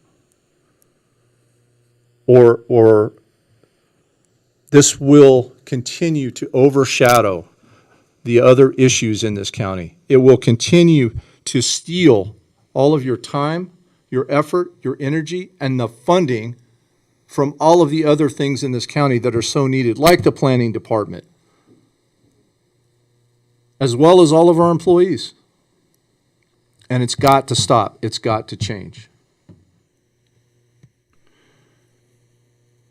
And I'm going to go deal with the personal issues I got to go deal with. And I'll get through all that stuff. And as I do, I'm going to be watching this and offering whatever help I can to all of you. But this community has got to rally behind that change. And if they will, man, this will be a really amazing place. So the last thing I'll say is thank you to all of the people who continue to support me. The phone calls, the emails, all of that stuff, I really appreciate it. It's very meaningful. This is a life experience I will never forget. And the biggest part of that experience is all of the people that have said some of the things that they have said to me that is incredible. I am extremely grateful and thankful for that. And it has been an honor and an absolute privilege to work with the two of you and serve the people of this county. And I'm thankful to have done it. That's all I have, and I will conclude this meeting on April 15th. I make one announcement. Go ahead. On April 25th, there will be a Veterans Brain Injury Workshop at the Southwestern Oregon Community College. It starts at 10 a.m. I will be one of the panelists along with a couple of other commissioners, one from Coos County, another from Douglas County, Representative Boyce, Representative Brock Smith, as well as several leaders from Southern Oregon representing the VA, Cree Health, et cetera. I would recommend that if you know anybody with any needs or veterans that this can benefit, please come attend. I think it would be very beneficial. I know that there's been some bills in legislation that are moving forward that will greatly benefit our veterans in our state, and so I would like to just share the opportunity for you guys to come and learn more about that and support our veterans. Patrick, you were going to email me a flyer so that I can put it up. I'll email you the agenda. Okay. Yes. And then I can put it up at the. Yep. Anything else, Jay? All right, it's 5:26, and that will conclude this meeting. Thank you, everyone.